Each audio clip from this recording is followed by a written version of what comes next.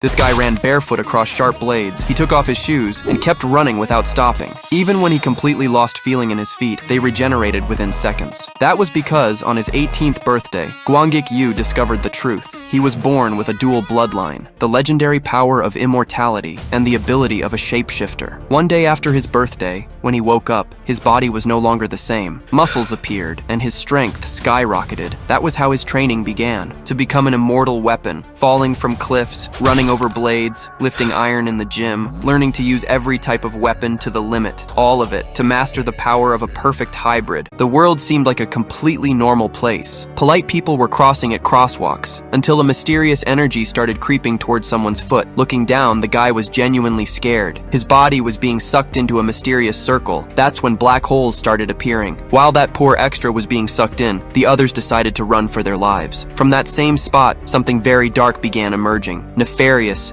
dangerous creatures, ready to end it all. Soon, news choppers were hovering over the region, noting that the hole was growing larger. As time passed, the death toll rose. A little kid with a big head lay injured on the ground. Nearby stood someone who seemed to know what they were doing. This citizen looked at the creatures without fear. This is a story about an extraordinary world. Black holes appeared everywhere, in the air, the sea, and on the ground. They were portals bringing unseen creatures that began massacring humanity. That's when the supernaturals appeared. They are simply people possessing those powers I mentioned earlier. Those who can lose body parts, regenerate, and keep living are called immortals. Others can transform into dangerous beasts. They are the Transformers. Mages obviously use magic. Nothing new in that definition. Thanks to these superpowered people, peace returned to the world. The year it all happened was named the Terrible Year. Once order was restored, the world focused on these supernatural people as they frightened conventional folks. Eventually, the government stepped in to manage and organize these distinct individuals. With the intervention of global conglomerates, organizations began to emerge, like the one for psychic users. Mages preferred to hide for protection. 20 years later, they still live among normal people. Meanwhile, a boy is on his phone inside a supermarket. His dad says he has something to tell him and that he shouldn't be too surprised. With zero buildup, the guy says his son is also an immortal. The boy was stunned, but the reality eventually sank in. Still grocery shopping? His old dad said the power must have been inherited. The boy wants to know why they're having such an important conversation while shopping. The dad asked the boy for secrecy. Not even his mother should know about this. Immortals are known for youthful good looks. The dad said the son might not have inherited everything, but he is definitely an immortal. The powers will emerge on his 20th birthday, happening at 11 p.m. that night. Shocked by all this info, the boy is surprised by his father's calmness. Just then, the old man, who doesn't look old at all, remembered he needed to buy garlic. The boy recalled his mom asking for fresher garlic because it's easier to peel. Once again, the dad asked his son not to say anything to his mom. She doesn't know she married an immortal. This is serious enough that their marriage could end. Since they were already at the checkout, the boy suggested they continue the conversation outside. As he carried the grocery bags, the boy was watched by the old man. It would make any father proud. He admired this youth's strength, able to carry all the bags in one trip. It's uncommon for immortals to be strong. Maybe it's because the boy likes to exercise. Our protagonist gave an awkward smile, knowing full well he's basically sedentary. His strength must come from other reasons, a second secret, something the boy has kept to himself. Finally, they arrived home and were welcomed by the woman inside. Our protagonist has known this second secret for a long time, way before knowing who was an immortal. The couple seems very much in love. The matriarch is thrilled the garlic was bought correctly, just as she asked her husband. Witnessing all that excessive affection is embarrassing for our protagonist. It's bizarre because this couple is full of secrets, usually a recipe for failure. The matriarch is a transformer. All this happened 2 years ago when she told our boy. He certainly must have inherited that characteristic too. Powers emerge at age 18 and were due to appear that very night. Sudden news for the protagonist. After revealing this, the matriarch emphatically asked him to keep it a secret and not tell his father. Back to the protagonist. They asked the boy what he wanted for his birthday. Being a very reasonable person, he said he was already grateful to have a cool family. His parents said he'd regret saying that. However, the matriarch liked that attitude.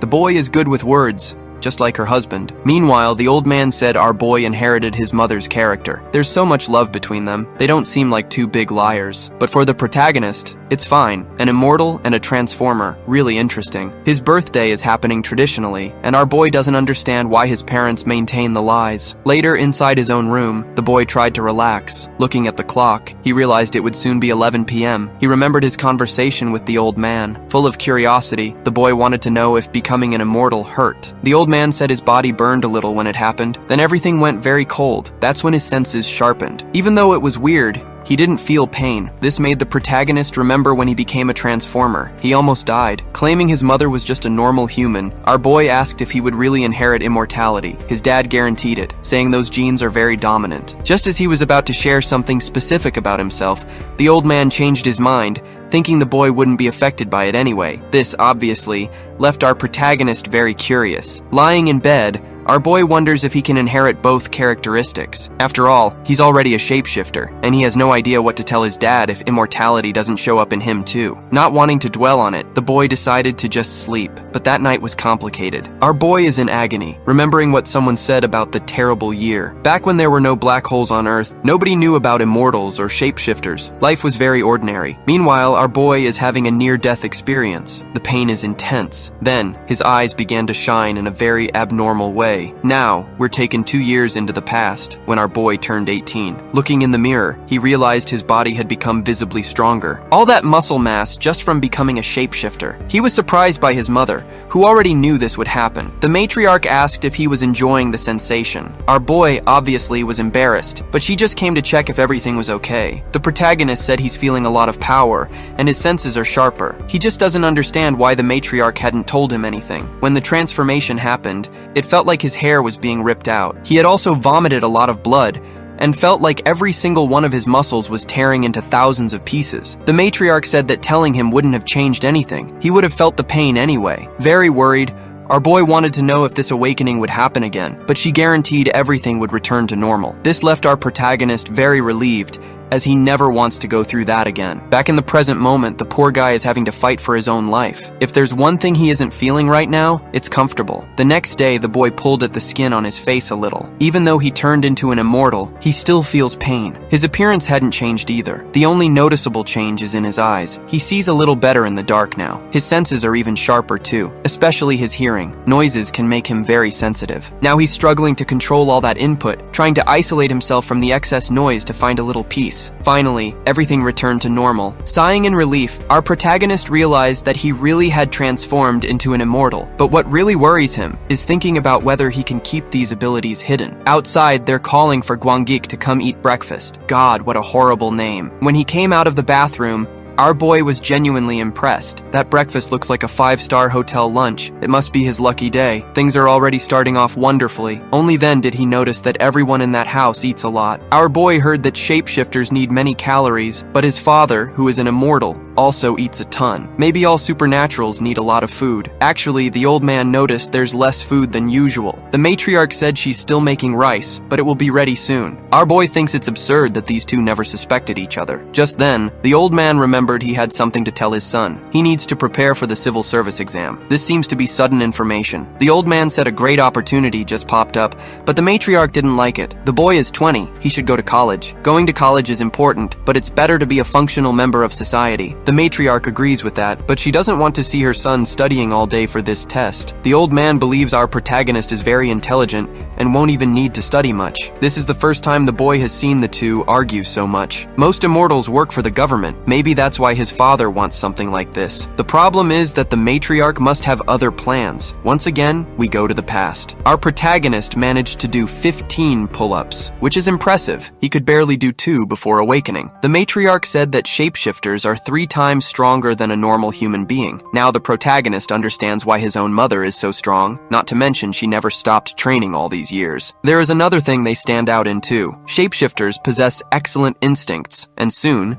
the boy will feel guided by them as well. This is very confusing information. Our protagonist hasn't felt anything yet, and the matriarch said instincts can be a little problematic inside society. So, he must train to control them. That's why she wishes for him to go to college and find a traditional job. The boy's grandfather possesses good connections with companies that hire shapeshifters. That's why he needs to do well in college. In that job, he will be taught like a shapeshifter. Since his parents want to decide what the boy will do, they realized it's up to their son to decide his own future. This ended up leaving our poor protagonist at a deadly crossroads. The truth is, he possesses a third choice, but he never shared it with his parents. He said he would like to join the Navy and become a Marine. The boy's parents fell into complete silence. The matriarch got furious because she knows her son is a shapeshifter, and she didn't want to see him as a rank-and-file soldier. She said the boy still hasn't thought about this the right way. The protagonist replied that he's already 20 and knows very well how to make his own decisions, but nothing he says seems to change that woman's mood. She's getting even more furious. However, the old man liked the idea. Joining the Navy doesn't seem so bad. Certainly, the protagonist doesn't want to do this just because of the uniform. It is natural that young people want to protect their own country, especially in this bizarre world. For the old man, it could be interesting. The boy won't be sent to the first armed conflict that happens. He will receive basic training and be sent to some random base. Our protagonist realized he is almost getting what he wants,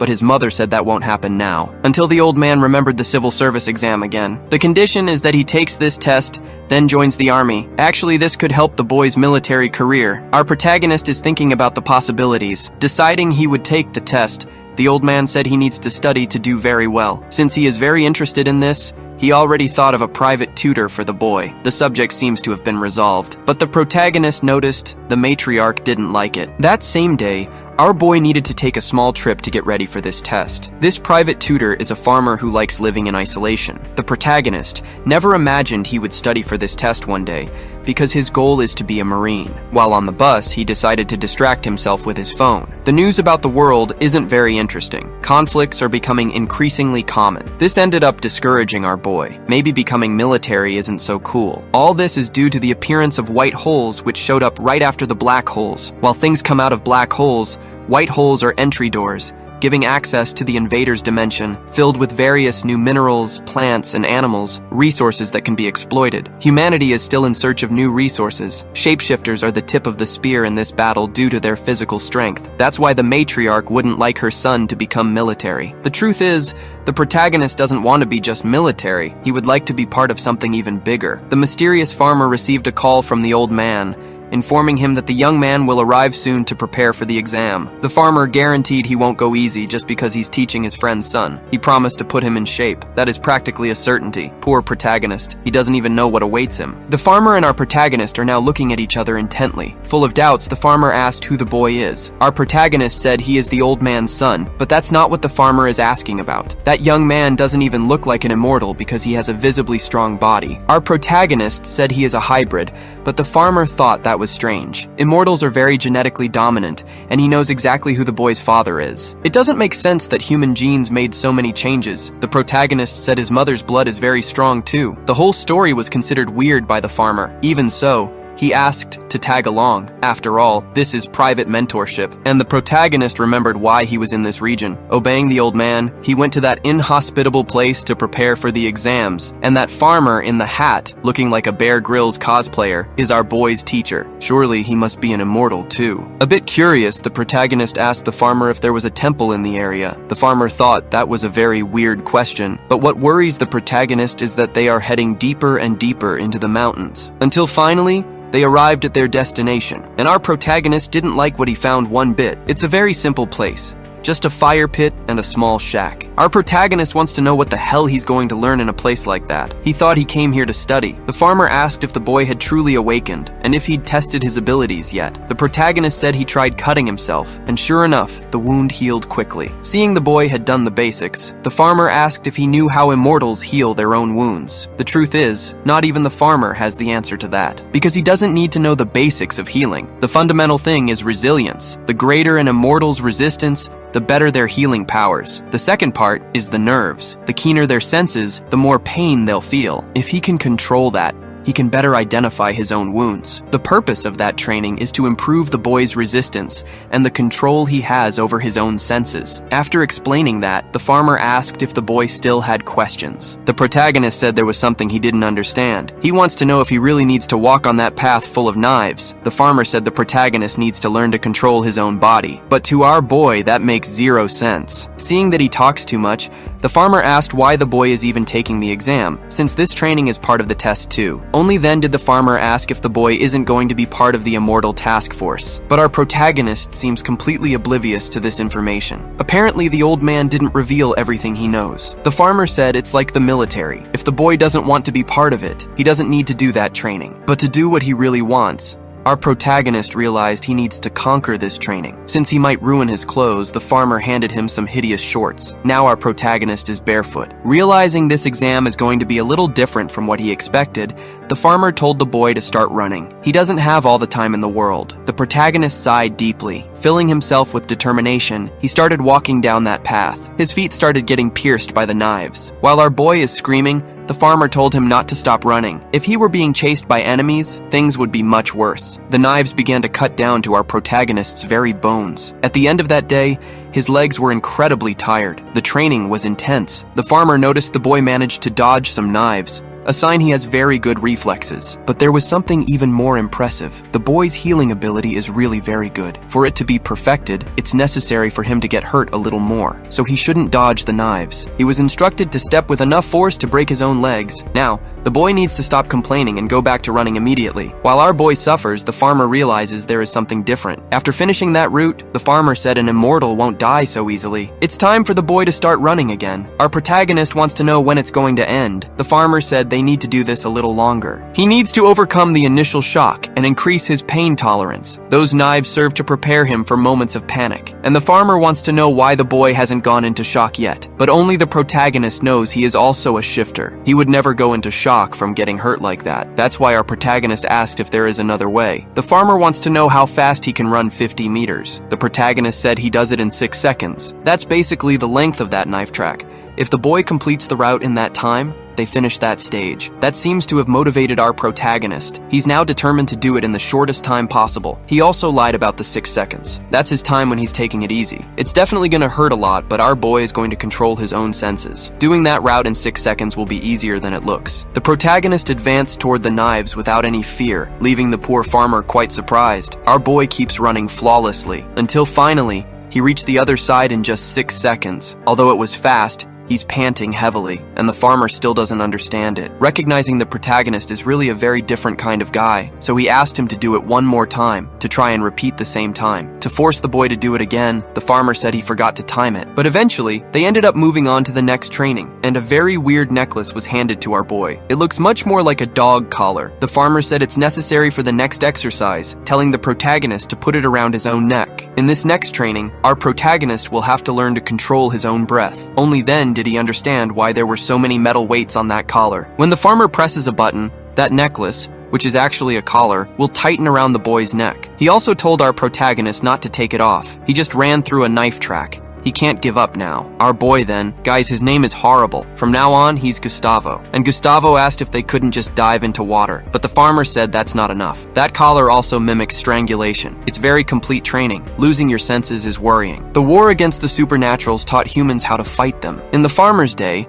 they were hung from trees to train this stage. The rookies suffer much less now, which to Gustavo is absurd. This training is pure suffering. But since he's not going to give up, he asked what he needs to do to pass. The farmer said the boy is going to end up losing consciousness, so he needs to force himself to stay awake for at least 5 minutes. Also, the farmer told the protagonist not to try and remove the device or try to take the controller from his hand. He might get his chest pierced, and that's going to hurt a lot. Finally, our boy is ready. The farmer is ready to hit the button. Time to increase the suffering. The protagonist's hands immediately started scratching the ground. The strangulation device began to press on his neck very firmly. Gustavo can no longer stand up. Completely in agony, he tries to remove the device, but the farmer won't let that happen and push the boy's hand away from the suffering collar. Seeing that Gustavo can still move around quite a bit, the farmer thought he was going too easy on him. If the suffering is too great, the boy might just give in and faint. But Gustavo wants to know when this is going to end. He's sure it's been more than 5 minutes. His vision finally started to get blurry, as if his internal breaker were about to trip at any moment, or like his eyes were going to explode right out of his face. Finally, our boy threw in the towel. The device automatically turned off. The protagonist's eyes started to shine. His strength is returning little by little. The one confused by this was the farmer. He believes the device just failed because he hadn't turned anything off. Maybe the battery died right at that instant. Even so, the collar stopped working and fell from the protagonist's neck. Our warrior said he almost died in that experience. Contradicting his words, the farmer said that wouldn't happen so easily. Since he hadn't fainted, Gustavo hopes he doesn't have to go through that again, because he's sure he passed the 5-minute mark. In fact, the farmer did time it this time. Our boy managed to resist that suffering for almost 13 whole minutes, which is really impressive. The record up until now is 8 minutes. The farmer's look now is one of great joy and interest, like a child who just got the coolest toy. Since the day was coming to an end, the farmer suggested they rest. Gustavo didn't expect to be fed in that place. The farmer said they need to increase the boy's resistance, so food is fundamental. Heading into the kitchen, Gustavo asked if he could help with anything, but the farmer just told the kid to have a seat and wait. Honestly, Gustavo doesn't even know how to cook. He only offered out of sheer politeness. A few minutes later, some disgusting goop was served to him. It looked absolutely distressing. Gustavo stared at it with real dread in his heart. He actually asked what ingredients the farmer had used, but the man said it would be better for the kid not to know what was inside. Outside, our boy is now drying some clothes.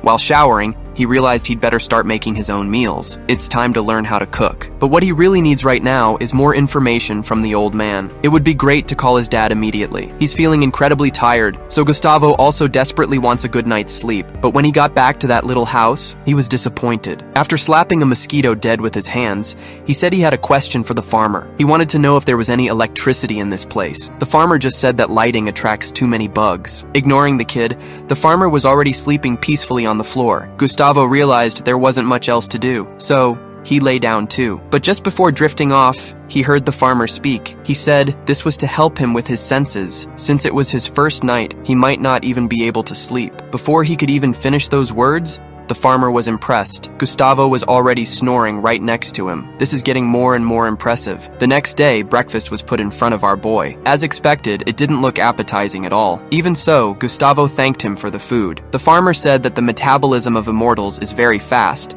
so they need to eat a lot. While staring at that gastronomic atrocity, Gustavo asked what they would be training that day. The farmer replied that they were going to learn cliff diving. It's so the boy can learn breath control in free fall and refine his senses. Gustavo realized it's crucial for an immortal to learn not to lose consciousness, whether from impact or asphyxiation. The farmer said he was right, but there's something else he needs to watch out for. He can't lose his legs and sacrifice mobility. Arms, however, can be used as shields. Losing an arm to protect the head is actually very useful. It works to protect the legs too. Knives can be very dangerous for them, just like powerful explosives. But the farmer quickly told the kid to eat up. They needed to train hard that day. As expected, our boy was tossed off a massive canyon, Lion King style. After completing that training, the boy was sent home. The first thing he did on the bus was grab his phone to make a call. While talking to his dad, Gustavo asked if he had really been sent to the right place. This confused the old man. Gustavo started narrating that absurd training regimen. The old man just said it was fine because his son is an immortal. He wouldn't die that easily. It's crucial for the boy to learn his body's limits. The most interesting part was that Gustavo discovered he is actually very strong. Now the kid wants to know when the exam will happen, but the old man had to hang up because his wife started asking for help with chores. The truth is, knowing how the exam will go won't change Gustavo's life much, so he just needs to rest. Arriving home, our boy took a very relaxing shower. Hot water truly is a gift. He played some games too. The kid is only 20 after all. At this phase, games are more interesting than women for some guys. Right after that, he had a meal with actual food. He slept in a very comfortable, soft bed, unlike the experience of sleeping out in the woods. The next day, Gustavo woke up completely renewed, believing the day would be perfect. Then the matriarch said she needed the boy's company that day. Atrocious news for the poor guy, who just wanted to laze around all day. The matriarch said the kid needs to study for college, and she already packed his bags. She found a private tutor near that neighborhood who can help him with entrance exams. Our boy will stay with this teacher for the next 2 days, but judging by the poor guy's look, he already knows it won't be easy. A dark feeling began to fill his heart. It's going to be 2 days of suffering. Dropping the boy off at the correct address, the matriarch said she'd be back to pick him up soon. The kid asked if he wouldn't be introduced to his new tutor, but his mother said goodbye with some somber advice. He needs to be smart, especially when he has such a weak body. Now our protagonist is feeling completely abandoned, realizing the next 2 days will be intense. Unfortunately, his family is really complicated. The elevator keeps going down, until the door is finally opened for the protagonist. He observes the area, still very suspicious. He sees that on this floor, there are several treadmills and various weights. It's practically a gym. It's the type of facility Gustavo wasn't expecting to find. Until finally, someone approaches approached him there. Our protagonist was very impressed, and that woman in gym clothes, looking like a cheap version of Wolverine's uniform, knows he is the matriarch's son. The protagonist's mother's name is in Korean, a hideous name by the way, so I'll call her Selma. The boy confirmed his identity, also revealing he doesn't know what he's doing there. The trainer knew the kid had been studying the past few days. That's a waste of the physical talent he has. Poor guy can't tell the truth yet. The matriarch has a simple way of teaching her children. They have to be responsible for what they do. Her charming smile hides an extremely severe woman. If he didn't take that boxing class with Selma, the poor wretch would get beaten up too much. Maybe this training is a reflection of that. The trainer handed Gustavo a watch. Since our boy is traumatized by weird devices, he asked what it was. The trainer said it's a gadget to measure things. Gustavo immediately thought he would be trained, and for that, he needs to be tested by the trainer. She pointed in the direction of the first machine. It's time to make the kid run. Our boy started taking his first steps on the treadmill, all while being constantly monitored. The trainer knew the kid had never trained in his life, and it's noticeable. He's actually quite pathetic. His heart rate is normal, but his running pace is abysmal. Poor guy. Besides being harshly criticized, he just wanted to play video games all day. The trainer said newbies are very lazy these days. To our protagonist, this trainer doesn't even seem old enough to talk like that. Only then did he remember that supernaturals age very slowly. Bored, he asked how long he would have to run. The trainer told him to shut up and keep running. It's time to improve that weak body of his. She claimed Gustavo is going to become a new man, a statement that left our protagonist a little scared. He said he doesn't want a second mother, which made the trainer smile. The day is already ending, and the protagonist keeps running non-stop. The trainer can't believe he's getting tired already. If he stops now, it would be an insult to all his ancestors. Quite out of breath, the boy asked how long he had been there. He discovered he hadn't stopped running for 14 hours, which is truly incredible. The poor guy didn't think he'd be running all night. At least in the immortal training, he got to sleep a little. The trainer said that without training, Gustavo is just an amateur. But to help the boy out, she decided to turn on a television in front of him. It showed stretching exercises that he needs to do right after this, so he must memorize everything. You need a flexible body, because being too rigid is a disadvantage. Gustavo would like to ask more questions, but he's too tired to talk. Not to mention, he's the one who needs to track the time. My bad, guys, I was wrong earlier. He needs to pay attention to the time because the trainer asks frequently. And the poor guy still has to learn those weird stretches while paying attention to everything the trainer says. True cruelty. But hey, when it rains, it pours, right? Gustavo has already come too far. He started remembering the days back at the cliff. The farmer had said the boy can already control his senses very well, but it's still not enough. He needs more control. It's not necessary to focus on the sense you want to block to sharpen the others. What he needs is to coordinate all of them simultaneously, and that's exactly what the boy is doing now. He pays attention to the watch, memorizes the stretches, and listens to the trainer's orders. All this while running non-stop. The seconds are ticking by like an eternity, until Gustavo finally completes 24 hours of non-stop running. He can finally get off the treadmill. The trainer confirmed the time on her phone. It's a relief for her to notice the kid is still thinking clearly. It's time to move on to stretching. She gives a quick demonstration so the boy learns the proper technique. The trainer started bending her body in a pretty exotic way, leaving Gustavo very impressed. That woman is way too flexible for someone with so much muscle. It was the boy's turn to try. He immediately tried to throw his back backward, but his body is very resistant, and he barely managed the full range of motion. The trainer said flexibility comes slowly. You need to repeat the exercises, stretching the muscles gradually. But our boy is also an immortal. He knows his body regenerates easily, so he forced the position immediately, making some very weird noises and scaring his trainer. Visibly worried, she went to help the poor guy. That sound shouldn't have happened. She told him not to push too hard on this part, but Gustavo claimed he was fine. Wiggling his fingers a bit, Gustavo showed he had managed to master that position. That's when the trainer realized this kid is seriously weird. In fact, the poor guy couldn't even get back to normal and needed help doing it. Since he had trained enough, it was time for mealtime, a beautiful piece of meat. It's practically a whole pig. Gustavo asked if they were going to eat that alone, and the trainer said that meat is all for the boy. She's going to eat a whole pig too, which is really surprising. That's part of the discipline as well. They need to learn to store energy, which is crucial for continuing to fight. The two of them start eating like enraged animals. The trainer told the boy to throw the bones on the floor.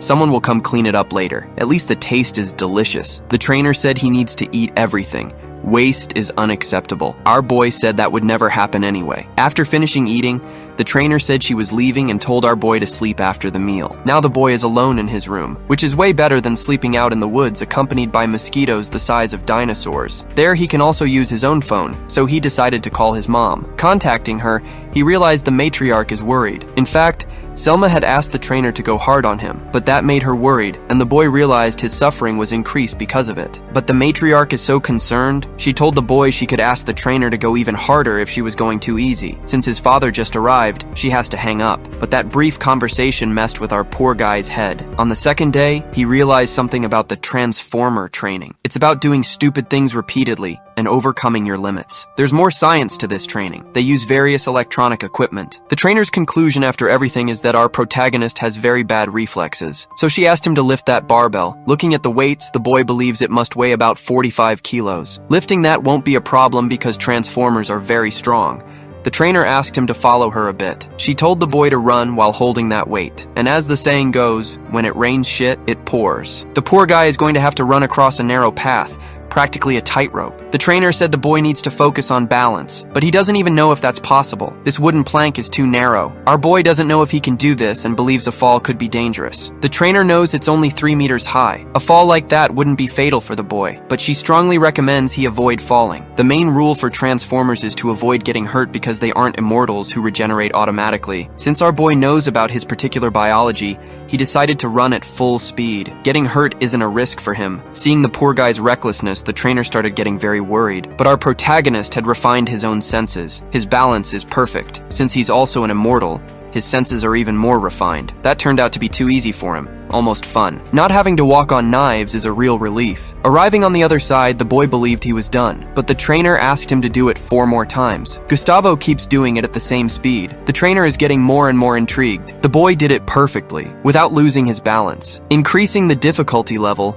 this time he's going to have to walk on a steel cable. Gustavo realized this is actually going to be difficult. Questioning if he really needs to do this, the trainer said yes. What he did on the wooden plank, even children do. She wasn't expecting much from the protagonist, but realized she ended up underestimating the boy. He possesses great senses. She even placed some mattresses to cushion the fall, knowing this won't be easy. In case he fell, the trainer recommended he try to grab onto the cable. At least he doesn't need to carry weight this time. Even so, still feeling challenged, that is less worse than the Immortals training. But walking on a steel cable is never an easy task. Upon taking the first steps, the boy realized the structure is very resistant and deforms very little. There's no wind to sway him, and if he falls to the ground, it will be onto the mattresses. There is nothing to fear in that situation. Full of courage, Gustavo opted for the easiest solution, running across the steel cable. He almost lost his balance halfway, deciding to go back to walking with a little more control. Every step must be very well thought out. Maintaining coordination, our boy keeps advancing. This ended up leaving the trainer increasingly fascinated. Finally, the training was over, and the trainer said they would see each other again next weekend. Gustavo is now in his mother's car. Imagining the boy is curious, she brought some answers for him. For her, it would be hard to imagine her son screwing up in any aspect of life. It's time for him to learn to use the body he has. He can't be weak forever. This leaves our boy scared because he is already extremely strong. But since Gustavo's goal is to join the Marines, a little physical training isn't negative, and he hopes he can join them one day. Dinner that day was quite abundant. The matriarch was impressed by the boy's hunger. He ate like an animal. Our boy said he learned to value the food she makes over the last few days. He shared with her that he also wants to learn to cook, saying that muscular men who cook are successful with women. The matriarch agrees with that, with the cooking part, but makes it clear that her son needs to get muscular first. The way he is now, he looks like a bohemian, the kind who sits in the square playing dominoes. Even so, our boy wants to learn to cook, since the Immortals don't seem to care about that. While relaxing, Gustavo started thinking about what the next training will be like, hoping something new has been prepared, and less painful. Of one thing he is sure, no matter what they do,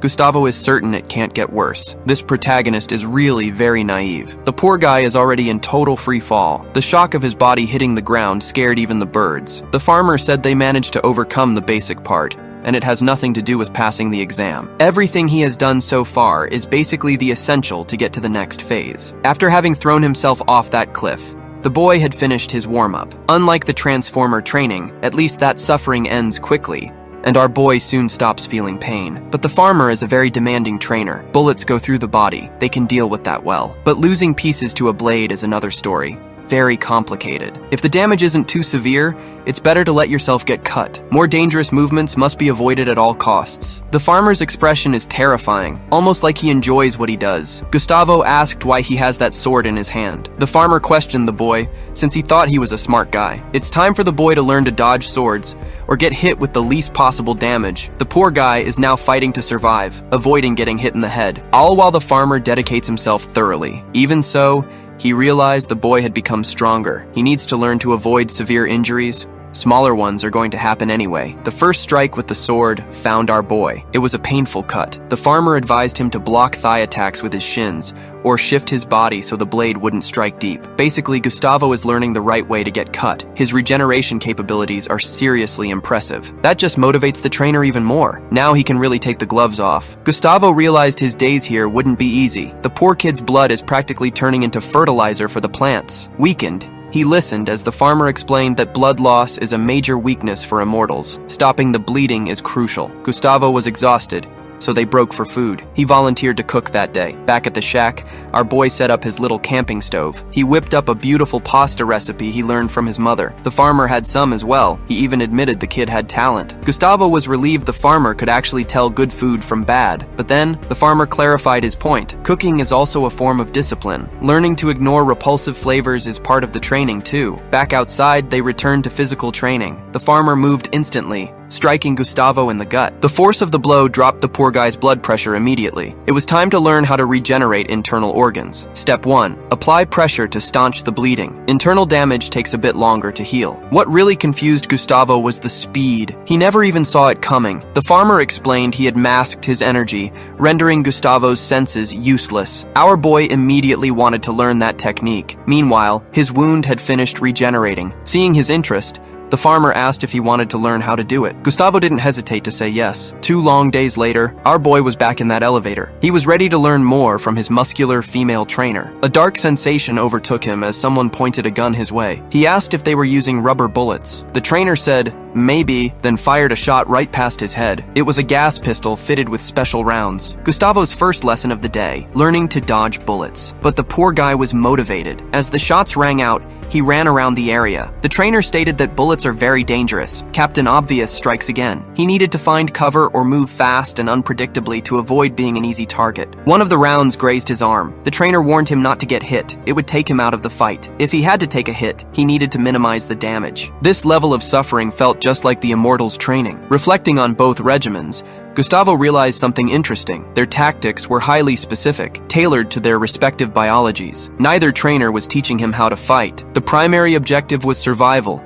refining his body further and further. Immortals needed to avoid blades, which were complicated, or high-caliber weapons. Transformers, on the other hand, didn't fear bladed weapons. Their bodies were strong enough to handle them. Shotguns weren't that dangerous either, given their poor long-range precision and the Transformers' speed. After a while, bullets littered the floor. It was time for a short break. The trainer told our boy to start running while carrying weights. It was definitely better than getting stabbed. Then, it was time for him to cross the steel high wire again. But halfway across, he felt an incredibly menacing presence. The fear was so intense that he lost his balance. He tried to flee but ended up falling to the ground below. Completely terrified, Gustavo frantically looked around for the cause of that sensation. The trainer, however, remained perfectly motionless. She then asked if he had really been able to feel that. Our protagonist was even more confused. The trainer explained it was wild energy, and she was surprised a newbie could detect it. Gustavo begged her not to do it again. He felt like his heart was going to explode. Using the energy again, she said he could get used to it once he possessed that energy himself. Now, he had to get back to his exercises. 2 days later, he stopped falling off the high wire and began reacting better to the energy pressure. Having the senses of an immortal helped significantly. That's how he managed to resist the pressure. By controlling his core muscles, walking the steel wire became easier. The trainer watched all of this, impressed by the boy's capacity. Gustavo kept training hard. The immortal regimen felt like a stroll through hell. The farmer was already varying the weapons to help the boy learn to regenerate his own organs. He was also using traps to capture him, which were extremely dangerous. Prolonged pain could interfere with cognition, so the boy had to avoid it at all costs. Immortals used their bodies to fight, almost treating them as disposable. That's why he needed to learn pain control. Too much pain altered one's thoughts. Across town, the Transformer training also continued. Our boy was now moving around wearing body weights, all while continuing his lifting regimen. Things were getting increasingly intense with some minor changes. His father had to travel for work for 10 days. When he returned home, he was warmly welcomed by his wife. They were definitely a couple deeply in love. Meanwhile, the farmer stopped stabbing our boy and started teaching Gustavo how to use bladed weapons. Firearms were too easy. Martial arts, however, seemed intuitive for Gustavo. The Transformer training might have helped with that. Conversely, the muscular trainer taught our boy how to use firearms. She felt martial arts could be useful, but he only needed the basics. His physical strength would handle the rest. Since our boy is a hybrid receiving 2 types of training, everything happened quite naturally. 2 months had already passed. Gustavo was enjoying the rhythm, and the old man noticed the boy went to the gym frequently. He commented that the lad was really very strong, which the matriarch took as a positive sign. Any compliment in that house was an excuse for the couple to start flirting. It made Gustavo wonder why he was an only child, because his parents certainly put a lot of effort into that particular game. Inside the bathroom, Gustavo began observing his own reflection. He didn't know why he didn't have a girlfriend yet. He was young, handsome, and healthy. It was time for something to happen. The matriarch's cell phone started ringing. She was going to meet a young woman's mother. The daughter was in her final year of school, and her mother was worried. The father was left alone in the living room. He noticed a cell phone sitting there. Our boy was looking for the hairdryer, but when he entered the room, he realized no one was around. He sat down to grab his own phone. There was a test the next day, and our boy needed to take it. His classmates thought it was weird he wasn't headed to college, but that had never been Gustavo's goal. His future was determined 9 years ago, when a massive black hole appeared on Earth. The poor kid had been buried under tons of rubble. He saw someone running toward the invaders. That was the moment the boy decided that when he grew up,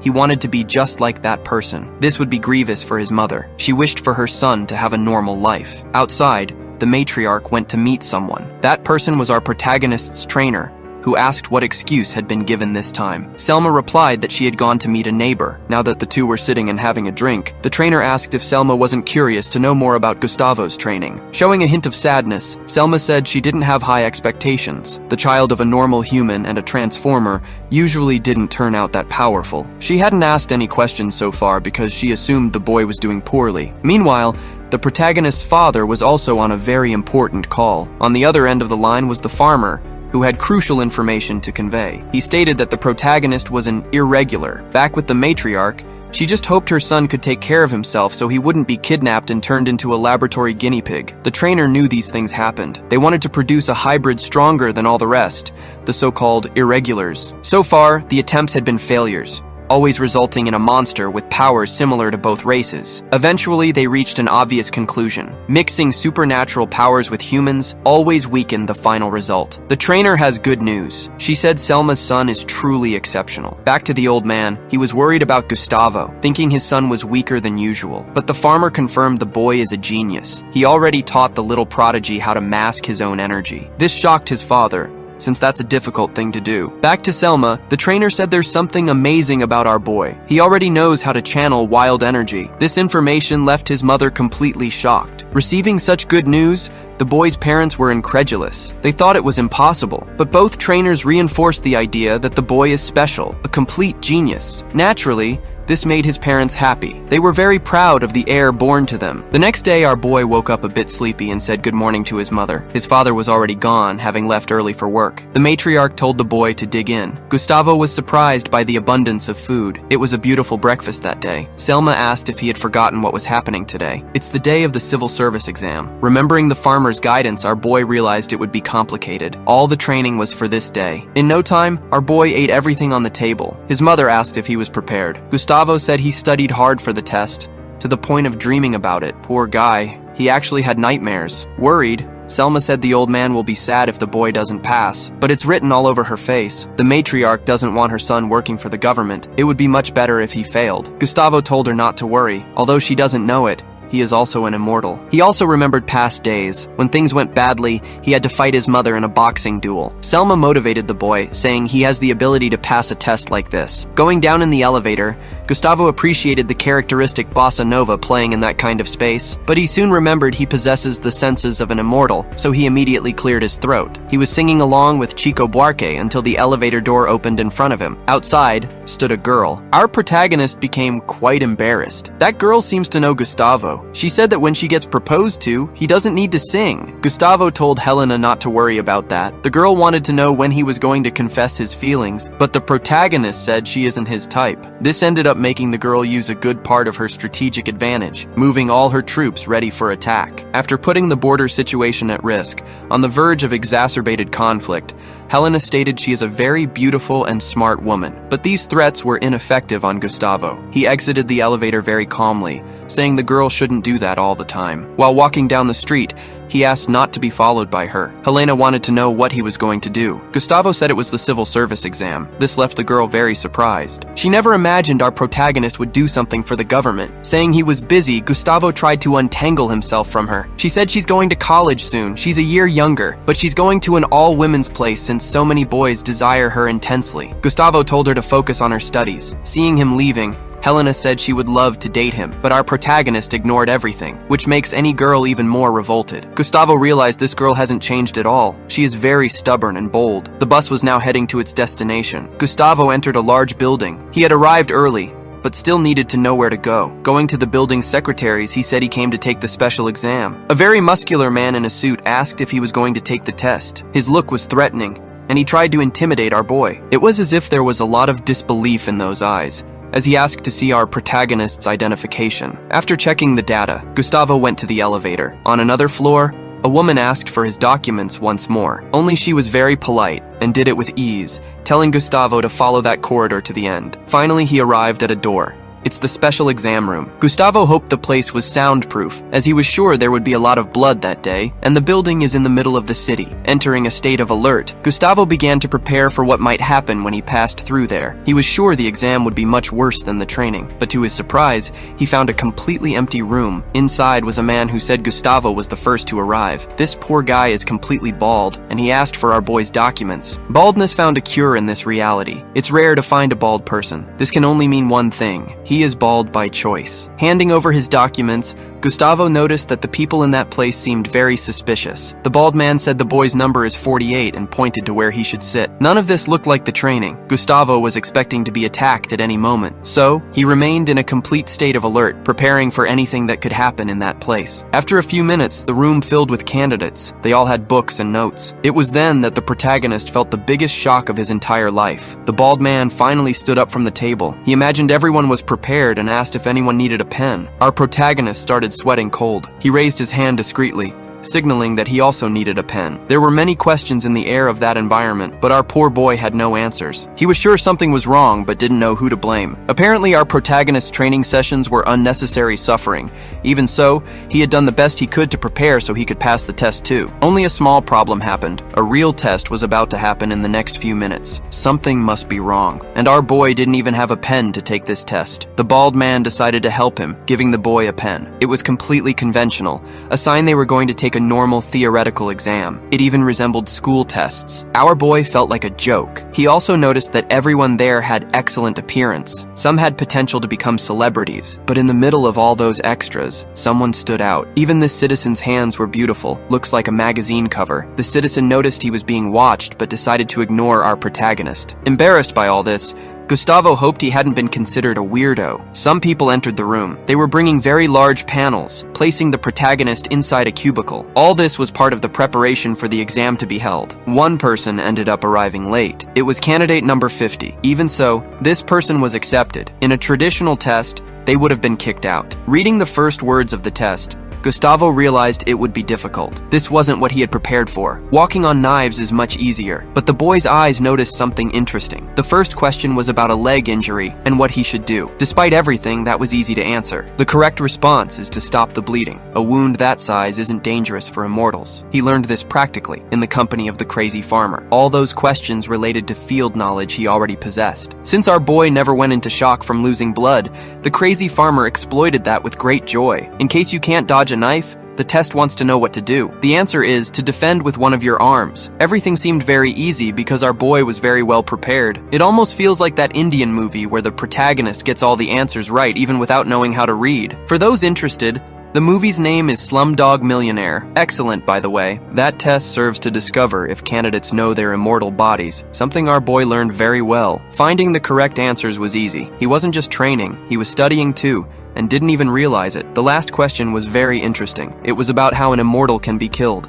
excluding drowning and being buried. For our boy, the answer was very obvious. He had finished the test and wanted to know how much time had passed. The bald proctor knew it was way too early. He figured our protagonist must be giving up. Since there was still an hour left, he told him he could hand in the test and leave. Our boy walked out of that room. He met the polite girl who had welcomed him earlier, the one with the short hair. She told him the information there was confidential. That's why she needed to get the protagonist's signature. He also mentioned that he's a human hybrid. Still being very friendly, the girl wished him good luck. This made Gustavo very happy. Showing his lack of experience, after being treated nicely by the first pretty woman he saw, he immediately started believing she was into him. That night, back in the building, the bald man was grading some tests. Our protagonist's exam was truly exceptional. The final answer was correct. Strangulation, freezing, burning, or being ground up, all are extremely dangerous for an immortal. The truth is, killing an immortal is hard, and they become desensitized to it over time. That's why they need to be taught about dangerous situations. The last question is the most important one. It checks if the candidates know their own bodies. They can regenerate, but that doesn't mean they're immune to death. They still need to be careful. And that half-human in particular showed a lot of potential, at least theoretically. But our protagonist doesn't look like an immortal. He was the first to arrive and the first to leave. He didn't even bring a pen. 2 weeks later, his phone rang. Gustavo got the news that he had passed the test, and that wasn't all. He had something to show his mom. He passed with the highest score. That shocked the matriarch, but showing she's a mom like any other, she was very happy with the news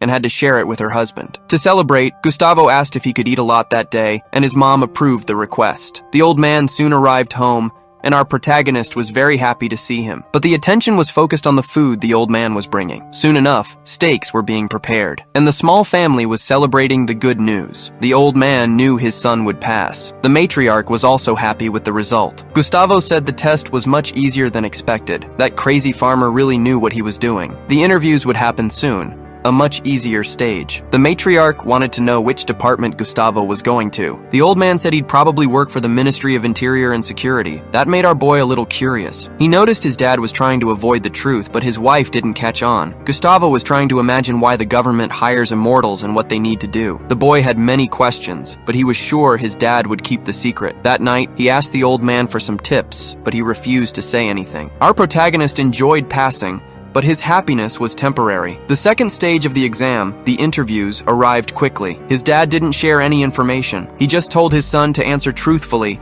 because the interview was meant to gauge his character. As he left all dressed up for the interview, his mom got a little anxious, but she said the boy would do very well. Gustavo thanked her for the words. Inside the elevator, he was thinking about how it would go down. Checking out his own appearance, Gustavo started believing he could be a celebrity. Helena ended up witnessing this. Our boy lost in his own reflection. Gustavo couldn't understand how they met so often. He even thought he was being followed, but Helena said she was just heading in the same direction. She said she'd like to take some classes with the boy, but Gustavo said he was very busy. However, she mentioned that the boy looked very handsome in a suit. Full of confidence, our protagonist said he already knew that. He was already in the waiting room for the interview. All the candidates seemed to be preparing, as if it were a corporate job. Gustavo soon spotted the guy from last time, the very handsome one. Once again, their eyes met, and the guy looked away. Gustavo didn't know what that meant, but decided he wasn't going to sit next to that citizen right now. Everyone was waiting patiently until number 48 was called, our protagonist. Gustavo entered the interview room. The first guy he saw was a redhead with very white skin. He looked like a candle. That was probably his nickname too. Next to this exotic guy was the short-haired girl, the one who had been so friendly. The first question asked was why he wanted to apply. The natural answer was, because his dad made him, but that wouldn't be very good. Our boy said he wanted to know his own limits, and that he also wished to fulfill a personal dream, protecting this nation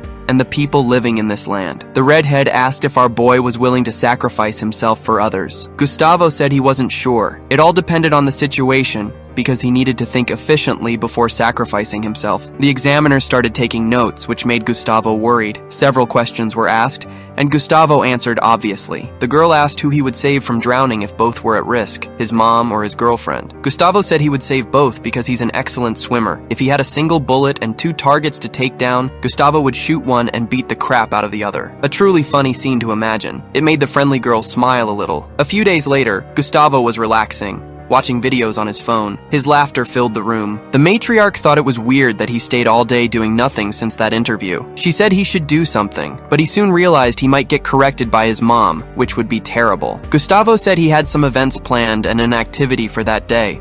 Play games, eat, poop, and sleep. That answer awakened his mother's fury. She said the instincts of Transformers are complicated. If they take over completely, terrible things can happen. There are many cases of violence and things that could lead to heavy jail time. There's even a legend in that place about a boy who succumbed to his desires and kept howling at the moon. It's very important that Gustavo learns to control himself. But watching the news, our boy knew magic users were the biggest cause of problems. The matriarch said there is a way to control these impulses, which is by mastering oneself. That's why they used to hike in the mountains when he first awakened. That's one way to learn self-control. That's why she recommended the boy find a girlfriend soon, because that would help too, since if he didn't control his own instincts, he could do something very dangerous. Quite curious, she asked if he liked boys, and our protagonist said no. Another month locked in his room was really worrying. She even asked if he didn't want to do what he originally wanted, since the old man suggested he postpone starting the new job. Remembering the interview, we are informed that the boy had been approved.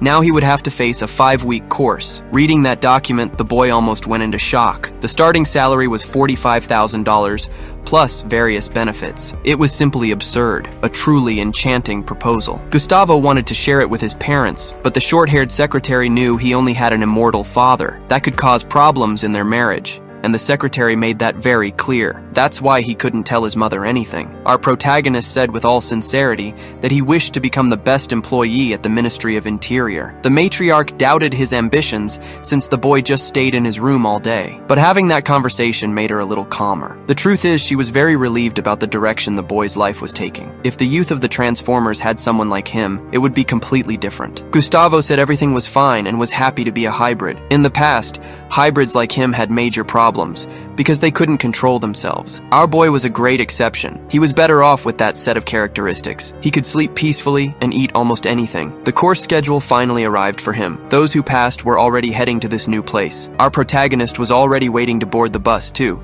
ready to start a new stage of his life. Inside the bus, Gustavo observed the people outside. They were very hot. That was a clear sign that they were in summer. But inside that bus, the climate is perfect. Even the glass was made to block the heat. Plus, half the seats are empty. Gustavo hadn't noticed before, but realized it when he stepped onto the bus. He can tell who the hybrids are. Besides their different appearance, they have distinct auras. It's something the treatment lets him perceive with his intuition. And one of those hybrids is the guy sitting next to him. That good-looking dude. Listening to some conversations, our boy realized people are getting to know each other better. It's the first step to making new friends, which can be very useful. The old man advised the boy to do this. He said he might be surprised to discover that unusual meetings can create great friendships, and he's happy that Gustavo has become a young adult. It's good the kid can sleep in the city, because his old man couldn't. Gustavo asked how it was for him. The old man said he had terrible insomnia because he could hear everything when he needed to sleep. Transformers learn to control their own impulses. This helps master the senses. The old man had to wear earplugs. He even bought a 4-story building just to sleep in the middle of it, with walls full of soundproofing. But if the boy can sleep so well, it's because he can control his own senses very well. Gustavo realized this isn't easy to achieve, but for him, it came very naturally. Since Transformers can do this easily, it's a real benefit. The old man said his new colleagues will be very sensitive and he needs to pay attention to that. Remembering this conversation, Gustavo called out to the pretty boy, seeing as it's already the 3rd time they've met. Even so, the background character insists on staying silent. Actually, he acted despicably, asking the protagonist if they know each other. They've already made eye contact a few times. Our protagonist tries to say they had seen each other before, but the extra insists on saying this is the first time. Trying to follow his dad's advice isn't easy. Gustavo is already very irritated because the princess next to him either has a terrible memory or is just a shitty liar. Giving up on him, he decided to look for someone else, a blonde girl. Our fighter tried to act politely, and the first thing the girl said is that he must be a hybrid too. It must be from his father's side. The boy must have had a peaceful childhood and probably doesn't even know where they're going now. After all, he's just an immature child, a comment that made our boy even more upset. The girl also said the protagonist's observation skills are very poor. They are all very sensitive. That's why they're sitting in the aisle with the curtains closed. Talking in that environment is complicated, annoying for all of them. The ones making too much noise are the hybrids, because they are less sensitive. That's why she told this foolish, ignorant boy to be quiet.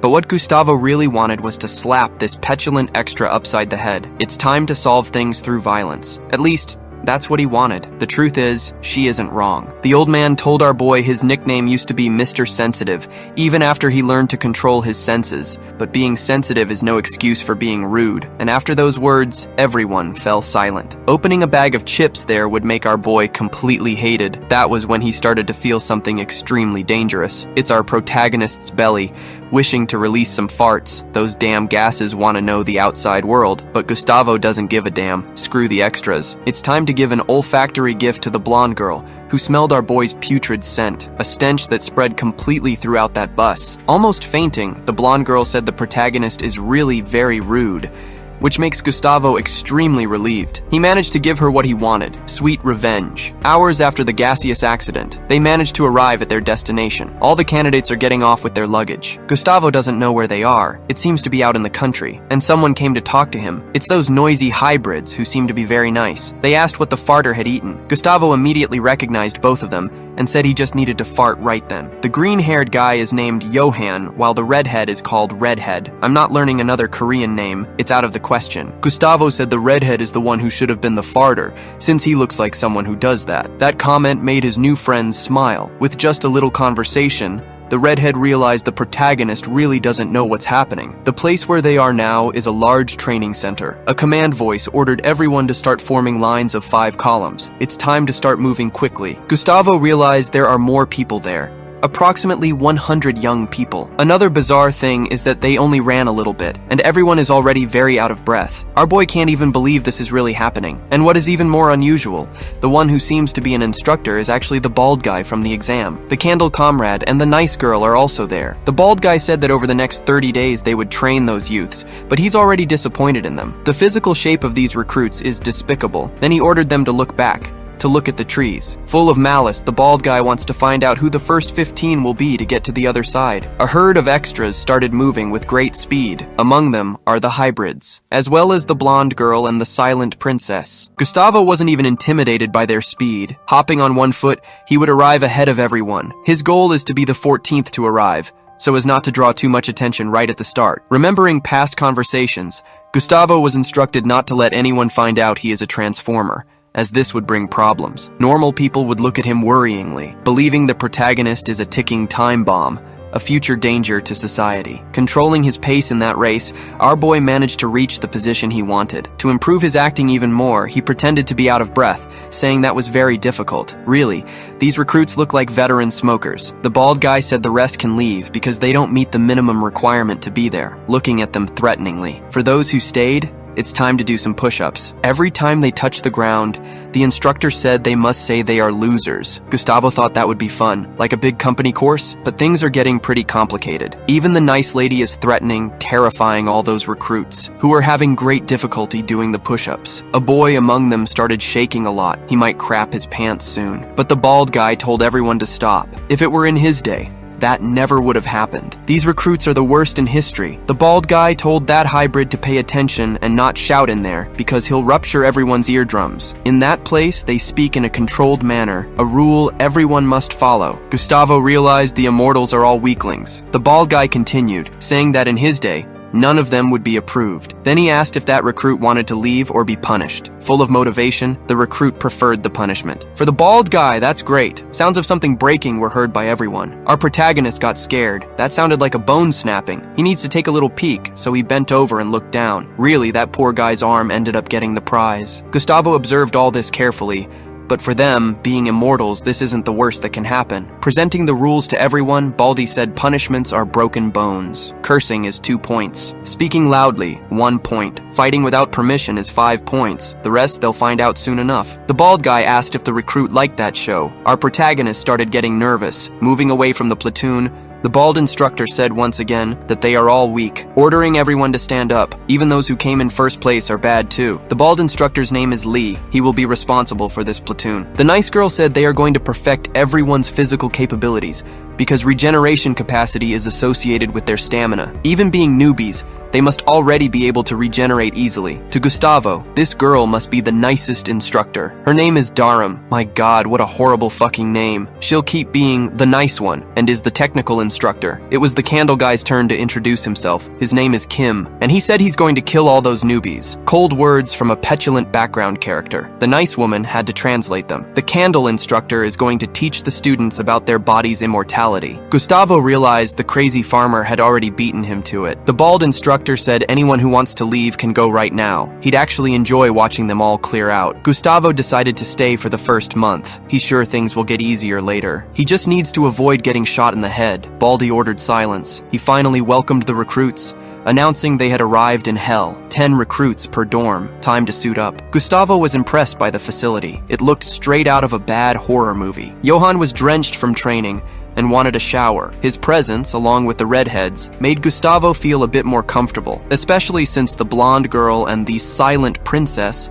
were also there. Next to our protagonist stood a guy panting heavily, a real greasy fellow. Gustavo realized not all immortals are skinny. There's another very different dude there, probably a foreigner, and some very pale, peculiar twins. There's also a generic girl. Even her black hair looks faded. They weren't separated by gender. Gustavo wondered where he was supposed to change. The blonde warned him not to peek. As cold as a block of ice, Gustavo replied he had absolutely no interest in her. She didn't believe him, though. She was already judging him, without even knowing he's a shifter. The pale girl suggested establishing some rules for getting along. Gustavo noticed her voice was very pretty. The silent princess stated that hygiene activities must be done outside the room. Anyone who breaks this rule should be killed. The blonde agreed. So did the protagonist's friends, going against our boy. In fact, everyone agreed, leaving our protagonist alone in his stance. The silent princess emphasized that hygiene is crucial. They couldn't forget to brush their teeth. Everyone agreed with that recommendation, which made Gustavo very uncomfortable. Like it or not, he's stuck living with these people for the next month. He decided to go along with the majority to make his days in this hell camp easier. The recruits are eating now. They've been notified that teams will be numbered 1 through 10. After the meal, each team needs to choose a representative leader. Our boy got anxious about that. The blonde girl thinks the silent princess is best qualified. Even the Bland brothers agree, and the friends of our background character are inclined to agree too. Gustavo decided to speak up this time. He said the silent princess isn't very friendly. A good team leader needs many qualities, and being approachable is one of them. The blonde girl told him he was wrong. The only thing that matters is blood quality, and a hybrid's opinion is insignificant. That girl's arrogance filled Gustavo with rage. He wanted to rub her face in the dirt. Gustavo thought training would start right after lunch, but the recruits were issued more gear instead, cheap boots and other useless junk. Before resting for the day, they had a theory class.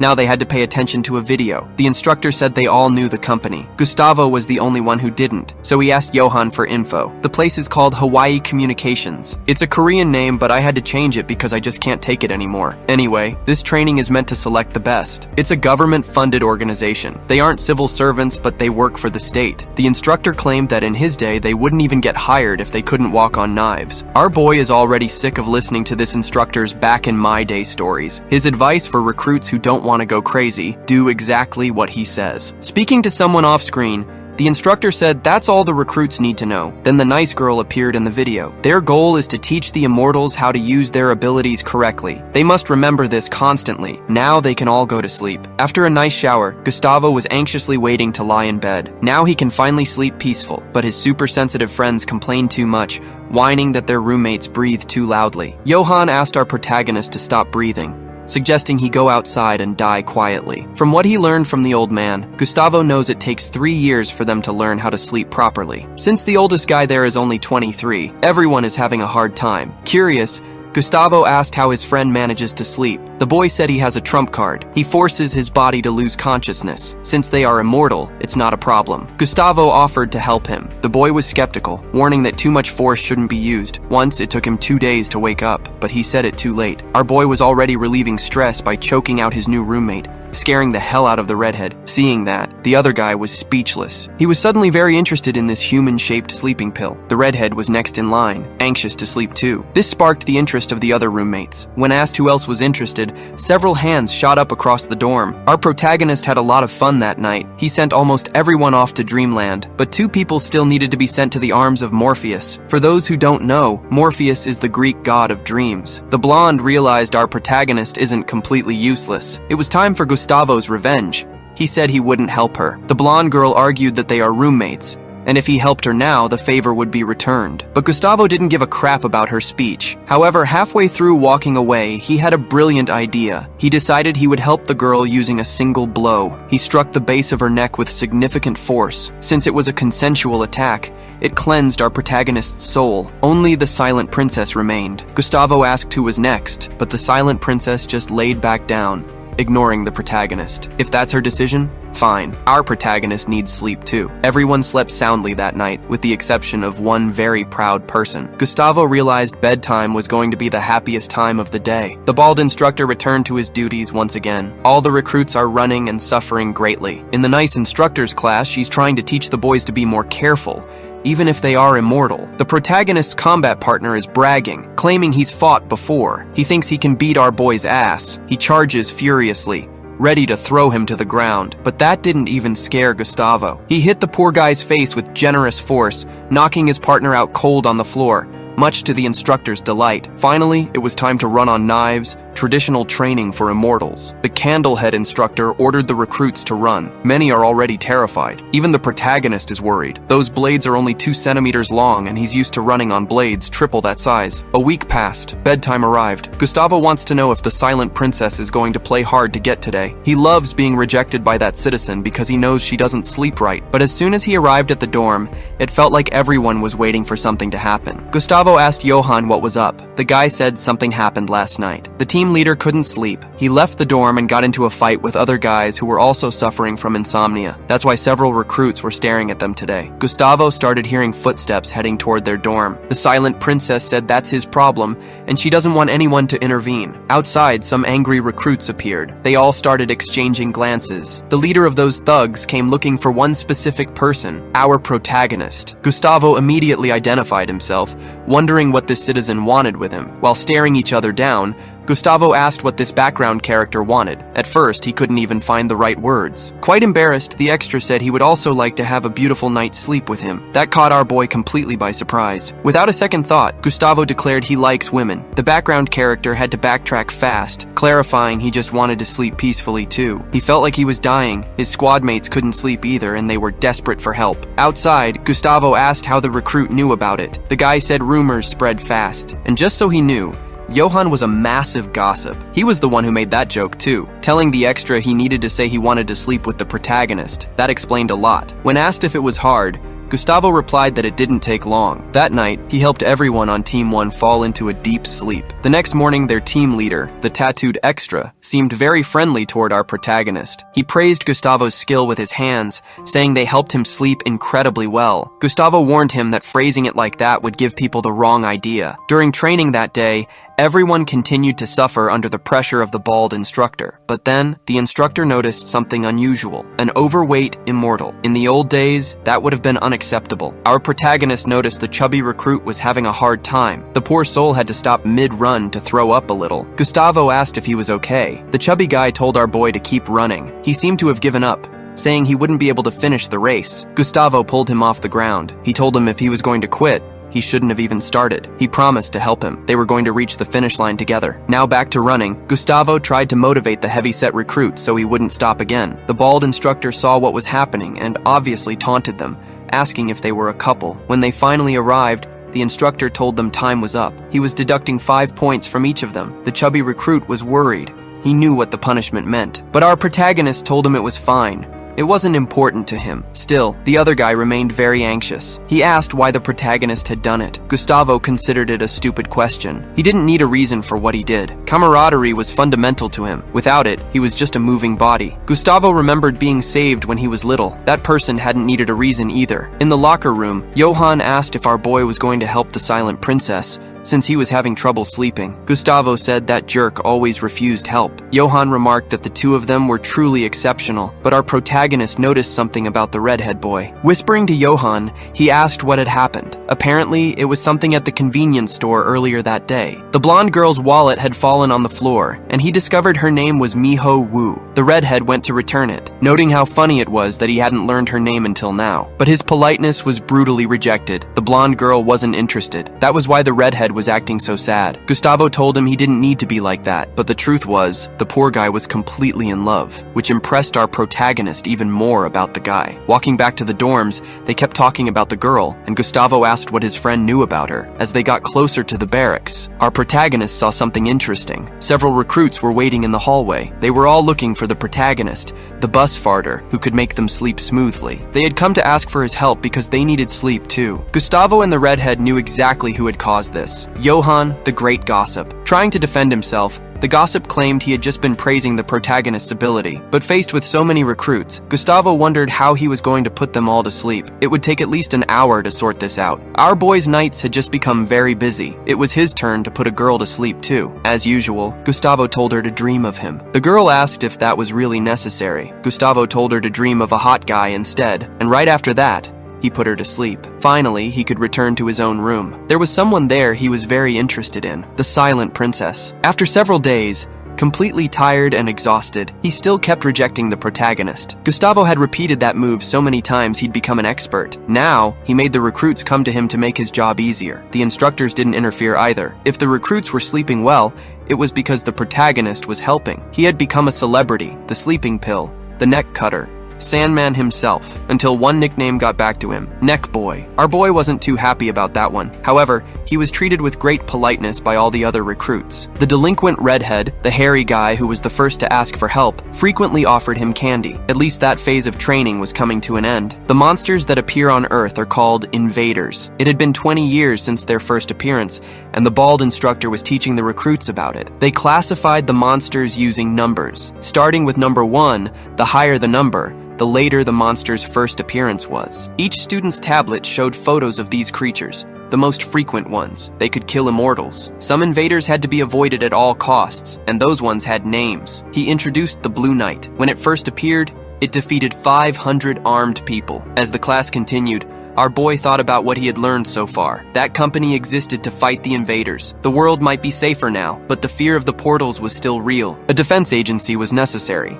That was why Hawaii Communications existed. That explained the high salary. Knowing the truth made our protagonist even more enthusiastic. He didn't need to become a Marine. He was something better than that. Now he just needed to know why his father wanted him to take this path too, since it was such a dangerous profession. That part of their course ended up being a bit more theoretical. They were learning about useful artifacts. The nice instructor showed them a device that carried blood so they wouldn't lose consciousness. Another similar device perfected their senses and increased physical capabilities. Gustavo started getting interested in this part of the class. The instructor warned them to be careful, as it could be addictive, causing lifelong side effects. Given the number of drugs she presented there, Gustavo realized there must be many addicts among the immortals. In Candlehead's class, they continued their orientation. Slowly, Gustavo began to influence his companions, who were also helping those having trouble. Some started sleeping on their own and didn't need the protagonist's help anymore. The training routine was running smoothly now, and the chubby recruit didn't need help anymore. The end of training arrived. No one had managed to get expelled despite the punishments. With a smile on his face,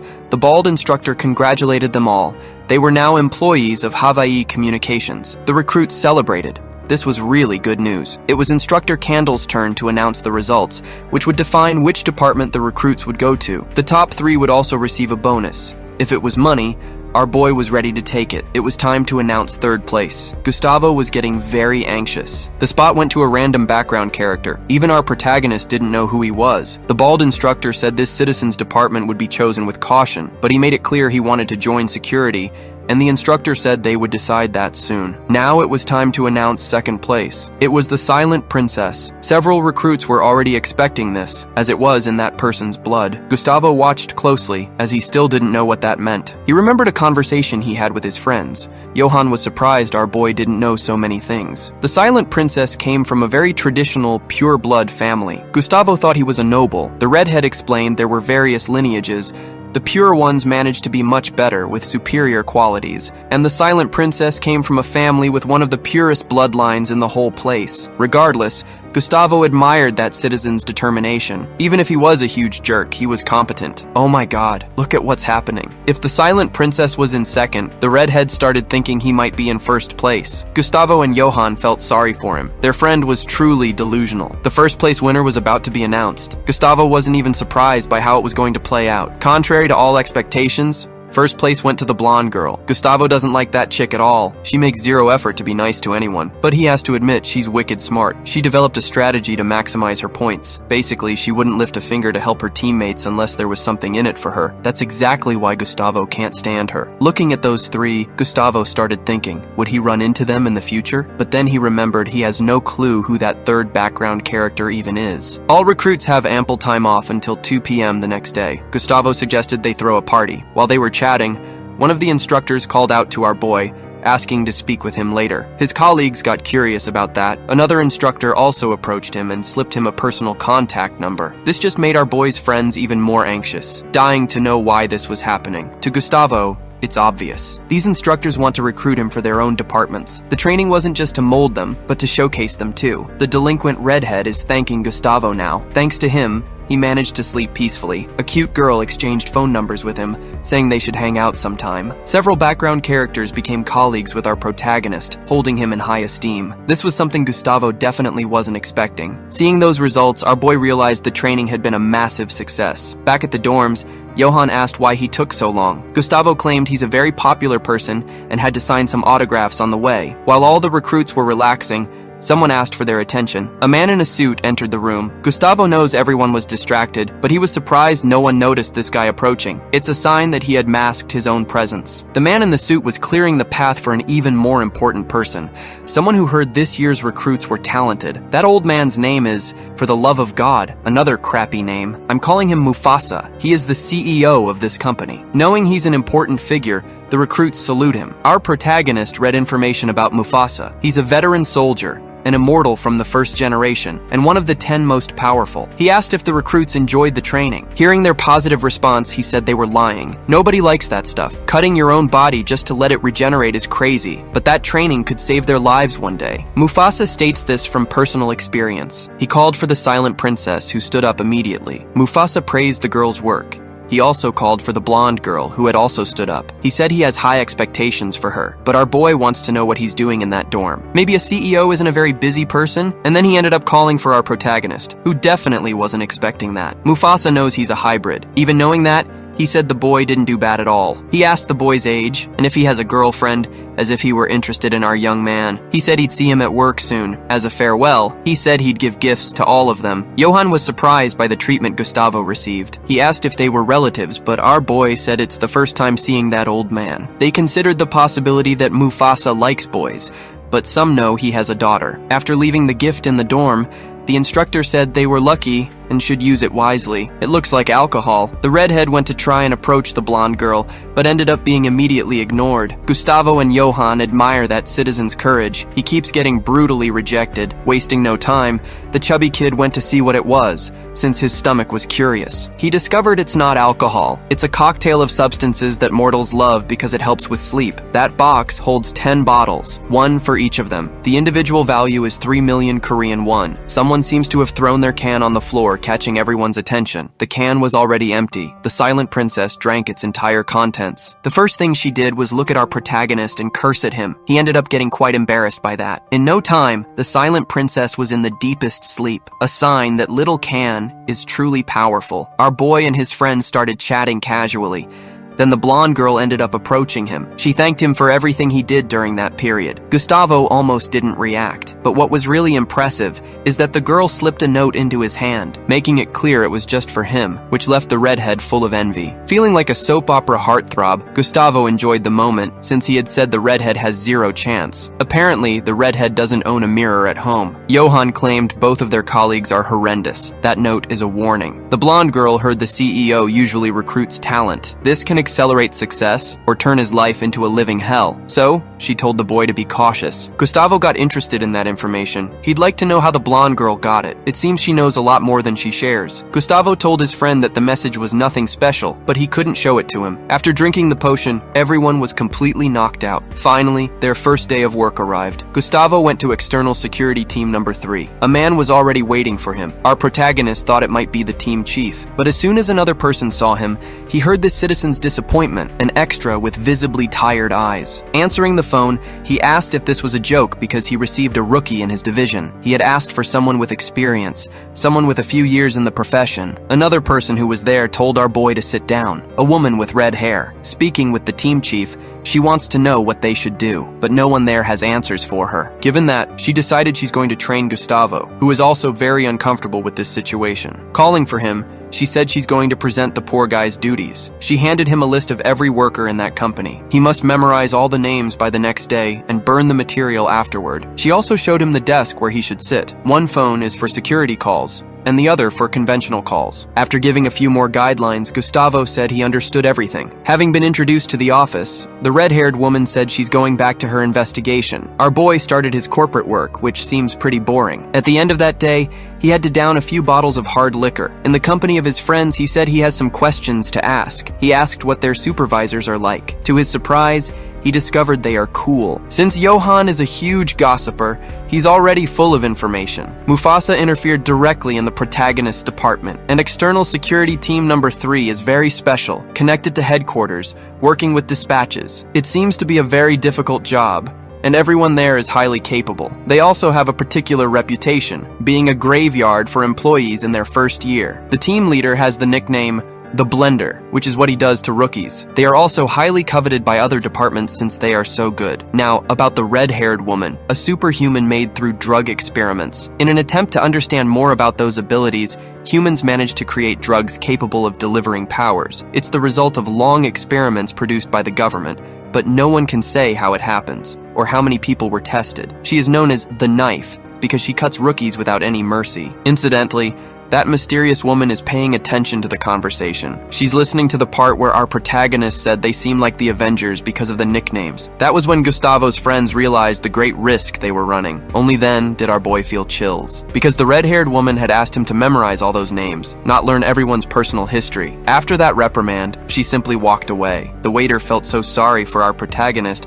that he gave him a portion of food on the house. Looking at those peanuts, Gustavo came to an obvious conclusion. He is screwed. Trying to get rid of the stress, he remembered he should have a little more fun at work, creating a fiction of an ideal world. That was when the phone rang one more time. Our protagonist identified himself, but since he got the other person's name wrong, he was immediately corrected by the redhead woman. The guy with bags under his eyes and the team boss now think the rookie is an idiot. He's basically just a secretary there. But in his free time, he learns about other divisions, especially since he got popular with the nickname Little Neck. The team leader is named Lee, and he's a pureblood. He isn't prejudiced against hybrids, though. He's just a bit abrasive. He's also excellent in combat, one of the best in the whole company. When it comes to bare-handed fighting, no one beats him. He also loves to curse a lot. Next up is Panda, the guy with the dark circles. He's a hybrid too. He can't fight or shoot, but he's a genius in his field. Knowing his limitations, he specialized in strategy. Our protagonist doesn't know where this guy keeps his intelligence, but he does know Panda really likes cartoons. Finally, there's Citizen Kim. One of the few humans there, she went through elite training. She's the top performing human, and one of the most notable people in the organization. She is cold as a block of ice, showing absolutely no emotion, only the best work in external security. Gustavo knows these people must be incredible, even if their personalities are total trash. It's been a week since he started working. Our protagonist's team headed to the camera room. It seems they have business to attend to. Our boy introduced himself to that other division. Bad guys noticed people were missing and discovered they were out in the field running a task. Looks like a test session is underway, and the guinea pig this time is the Silent Princess. That's a gravity machine made with portal technology. Bad Guy said he already knows that, but the extra is explaining it for our protagonist's sake. Inside there, they can simulate gravity 9 times stronger than Earth's. They ask rookies to do some exercises, run a bit, do push-ups. Everyone has to do it, but Bad Guys doesn't seem to need to. The guy with glasses said their rookie can handle 5 times gravity. As they increased the force, the poor thing started to suffer a bit. Gustavo had to hold back laughter. The redhead noticed immediately and asked if he found it funny. The gravity got so strong, the poor guy passed out. Time to shut off the machine. Bad Guys recommended our protagonist keep that smile on his face, but the man in the suit in the room said our protagonist should have joined their team. It's finally time to test our little monster. Now that they're alone, They asked if they were being too hard on him. The suit guy said field work is very dangerous. Kim said she prefers an obedient dog to dead weight. To bad guys, the rookie doesn't know why they're acting this way, and he might end up resentful. But to stay on that team, he needs to be better than the others. Making him quit now would be better for everyone involved, because he could develop a sadism tailored to immortals, where they lose sensation in their bodies and become extremely dangerous and uncontrolled. If he fails this test, Lee will send our boy to a safer division suitable for hybrids like him. Lee has no idea why Mufasa put this kid on the team anyway. Then the test administrator said the kid is good. They're already at gravity level 4. Surprising everyone,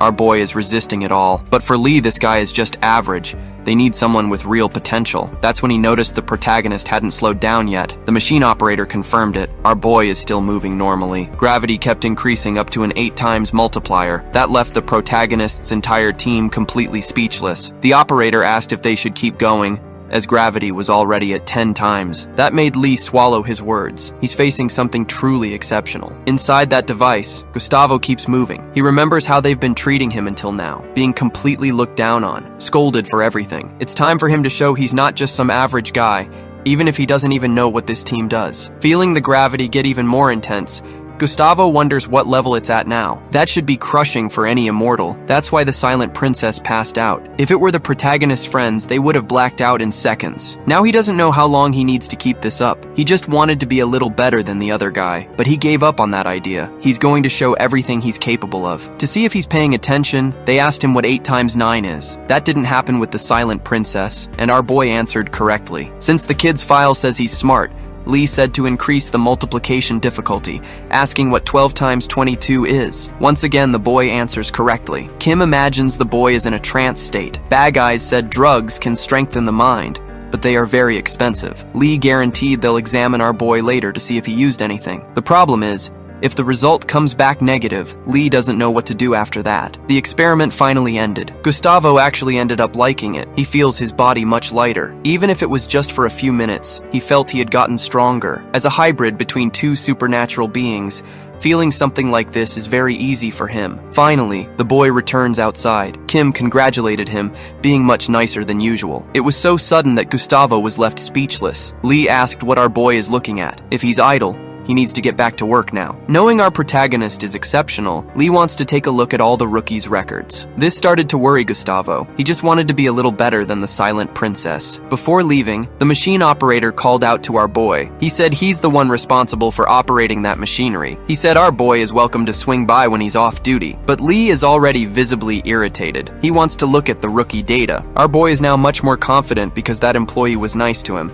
and Lee even wanted to check everyone's data. It's great for him to show what he's capable of. On the way to the room, Kim said she hadn't liked our boy's tone of voice when he introduced himself. This isn't a vacation trip, he's working. That's when Gustavo realized little had changed. Kim told him to keep up the pace, but our boy took that as encouragement. He's hoping to earn the respect of his new colleagues. Bad guys said they need to hurry. It's time to get back to work. Several books were placed in front of our boy. He needs to memorize it all. Once again, Gustavo realized nothing had changed. According to bad guys, there's data on invaders, the potion cocktails they use, and diagrams of the machines in that place too. It is necessary for the rookie to memorize it all. Gustavo thought he'd need a few months, but he was given only 4 days. Visibly dismayed, Gustavo asked what the advantage of memorizing all that was. That's when Lee arrived in the room. He noticed our boy wouldn't want to do that task. He needs to know that information if he doesn't want to be digested in an invader's stomach. Knowing the potions to use could also save his life. If he doesn't know the machines in that place, he won't be able to operate them. That's also fundamental. Even so, 4 days isn't much, but the woman said she only needed 3. Panda needed just 1, and the boss took 2 days. After 4 days, they'll test our boy. For every problem he gets wrong, they'll send him to the training center for an hour. Lee asked if the boy wants to quit, but our protagonist said nothing. He just said he would do the task. Everyone is starting to build expectations about him. Meanwhile, the gravity machine operator continues working. It seems he found something very interesting. When he talked to Lee, he had to repeat 12 times that guy is number 1. Lee had to acknowledge that the rookie really does possess a powerful physique. Even the machine operator was intrigued. That hybrid might be a very special breed. Immortals don't usually have bodies that strong. If Lee wanted to toss the kid out, they'd take him, but the rude jerk turned down the offer. Now that operator is wondering if Lee will train our boy personally. It sounds like someone turned on a blender. The probationary period determines if new hires are fit for duty. It also familiarizes them with new responsibilities. Our boy still has a lot to learn. Kim asked about the material used for bullet and blade-proof gear. Gustavo said it's a special fiber made of leather and Kevlar. Lee said that answer was too short. Our boy added that the material is harder than diamond, absorbs impact, and protects against both extreme heat and cold. The team chief asked about number 64. That made our protagonist a little nervous. He didn't know what it was. After some thought, he realized it was the Knight of the Wheel. Lee asked if he was sure. It was a guess, but our boy had to take the risk. Lee told the moron he just got it wrong. He called him an incompetent little piece of shit and said he shouldn't be so confident when spouting such crap. It was just a test. They ask him 10 questions daily. Our boy gets 3 wrong every day. Now he's contemplating what to train first. Our boy went to work on body strengthening and bumped into the nice female instructor. She knows the poor guy has been training hard lately. He told her he does his best at everything. He couldn't reveal it was actually punishment for getting questions wrong. At the Pain Resistance Center, he's accompanied by instructor Candlehead. Gustavo went there to learn too. The instructor is impressed the boy is still alive. In other training areas, Gustavo does very well. His sensory control is perfect. Even fighting holograms isn't difficult. Once again, he returned to the gravity machine. Gustavo said he felt a bit stiff. The machine operator realized the boy was taking this very seriously. When he returned to his room, Gustavo saw something interesting. There was a folder on his desk, and the panda was looking at him with great satisfaction. Gustavo has to go back to studying and memorizing more information. When he got home, our boy was visibly tired. His mom had already prepared dinner, but his dad wasn't home. He was away on a work trip.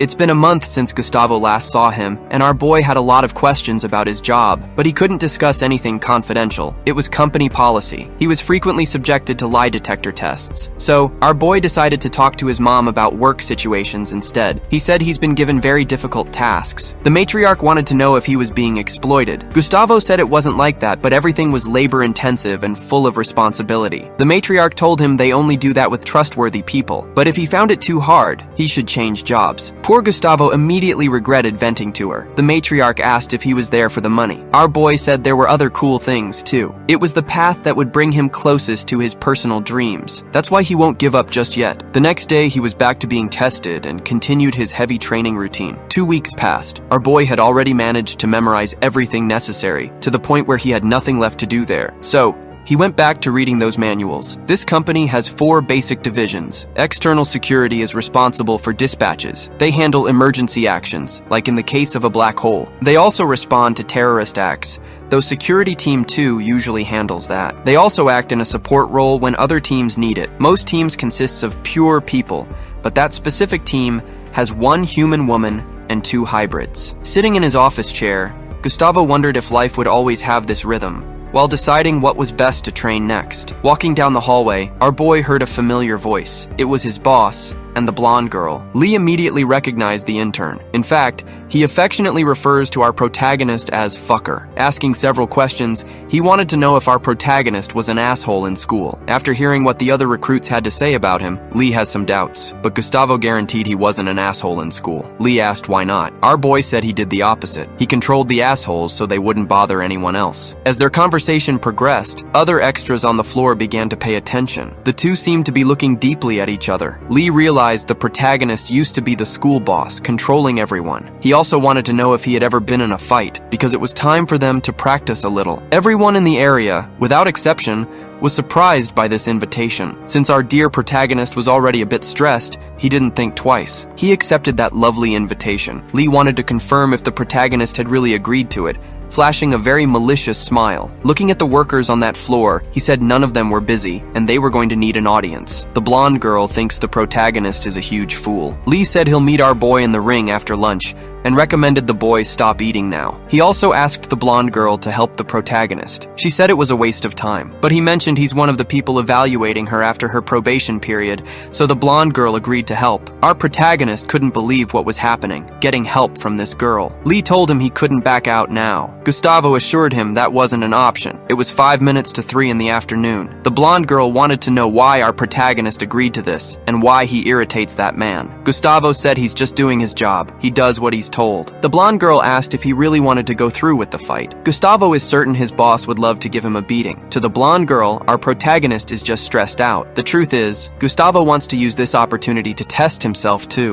That man is known as the strongest in the company. Gathered in the ring, Lee asked if the boy wasn't going to warm up. Gustavo said he already had. Outside the ring, Kim asked the newbie try not to get killed, while the blonde girl told the protagonist to try hard to stay alive. Now that the match had started, Lee told the protagonist to attack first. So, our boy began to focus. Advancing rapidly toward his opponent, Gustavo decided he would take it easy at first. His first punches couldn't reach the man, who dodged with ease. Lee said that like that, he'd never be hit. This only made Gustavo more focused. He was sure he only needed to land one single shot. He decided to leave one side unprotected to lure in his victim. Lee started moving immediately. He fell for Gustavo's bait, who was already ready to counterattack. There was a massive impact, and bones were broken. Gustavo had just been hit, his arm completely twisted. He didn't understand how he got hit. His head was spinning. It had been a long time since he felt like this, with everything spinning, not knowing where the floor was. The first time this happened was when he trained with his mom. She has very heavy hands. She told the boy to pull himself together fast, because things were just getting started. Our poor guy was only 15 at the time, and he got beaten because he talked back to her. This is the first time he's receiving a beating from someone other than his mother. Lee asked if the newbie was behaving better now. The party was over. Gustavo didn't understand why he was the only one hurt. They had both exchanged blows. Except our fighter's arm had been grabbed and broken immediately after. That gave an opportunity for a brutal elbow strike to connect. It was a clean, extremely fast blow. Even if he regenerated his arm now, Gustavo didn't know if he could hit that guy. Lee asked if he had bruised the kid's ego. It seemed rookies were very proud these days. Gustavo sighed deeply. This was a fight between an immortal and a shifter. He thought victory would come easily, but he had been very arrogant to think so. Our boy readied himself for battle once more. His head was in the right place now, and he kept up the attack. Lee seemed enthusiastic about the kid's motivation. It was time to deliver a little violence. The audience watched with close attention. Our boy unleashed an unstoppable barrage of strikes. Some guys realized he was good, but Lee was going easy on the rookie. Dodging those blows required almost no effort from him. Gustavo realized this was a mental battle. He needed to stay calm and focused. Lee asked why the kid was even in this company. Was it for the money? Gustavo ignored the words. He had to maintain his focus. Lee said the boy was pitiful. Then, he mysteriously vanished right in front of him. Gustavo realized his opponent was masking his energy. He needed to sharpen his focus immediately, or something dangerous was about to happen. Thanks to that, our boy dodged a devastating blow. This left Lee very impressed. Afterwards, Gustavo needed to gain some distance. At that speed, he couldn't get close. He didn't understand how Lee could be faster than him. As a transformer, he should be stronger. That's when our boy realized rules have exceptions. Our protagonist had only learned the basics. Standing before him was an immortal with years of training. Lee truly possessed excellent techniques. But our protagonist was proud too. He wanted to give everything he had to win. Lee still wanted to know why the boy was there. Did he want to become a hero? After grabbing Gustavo's arm, he asked if he wanted to pick up women. If that was his goal, he should become a celebrity. This was really irritating Gustavo. He just wanted to shut Lee up with his fists. The boy's goal was to do what he loved most in life, and become who he always dreamed of being. Lee disappeared again,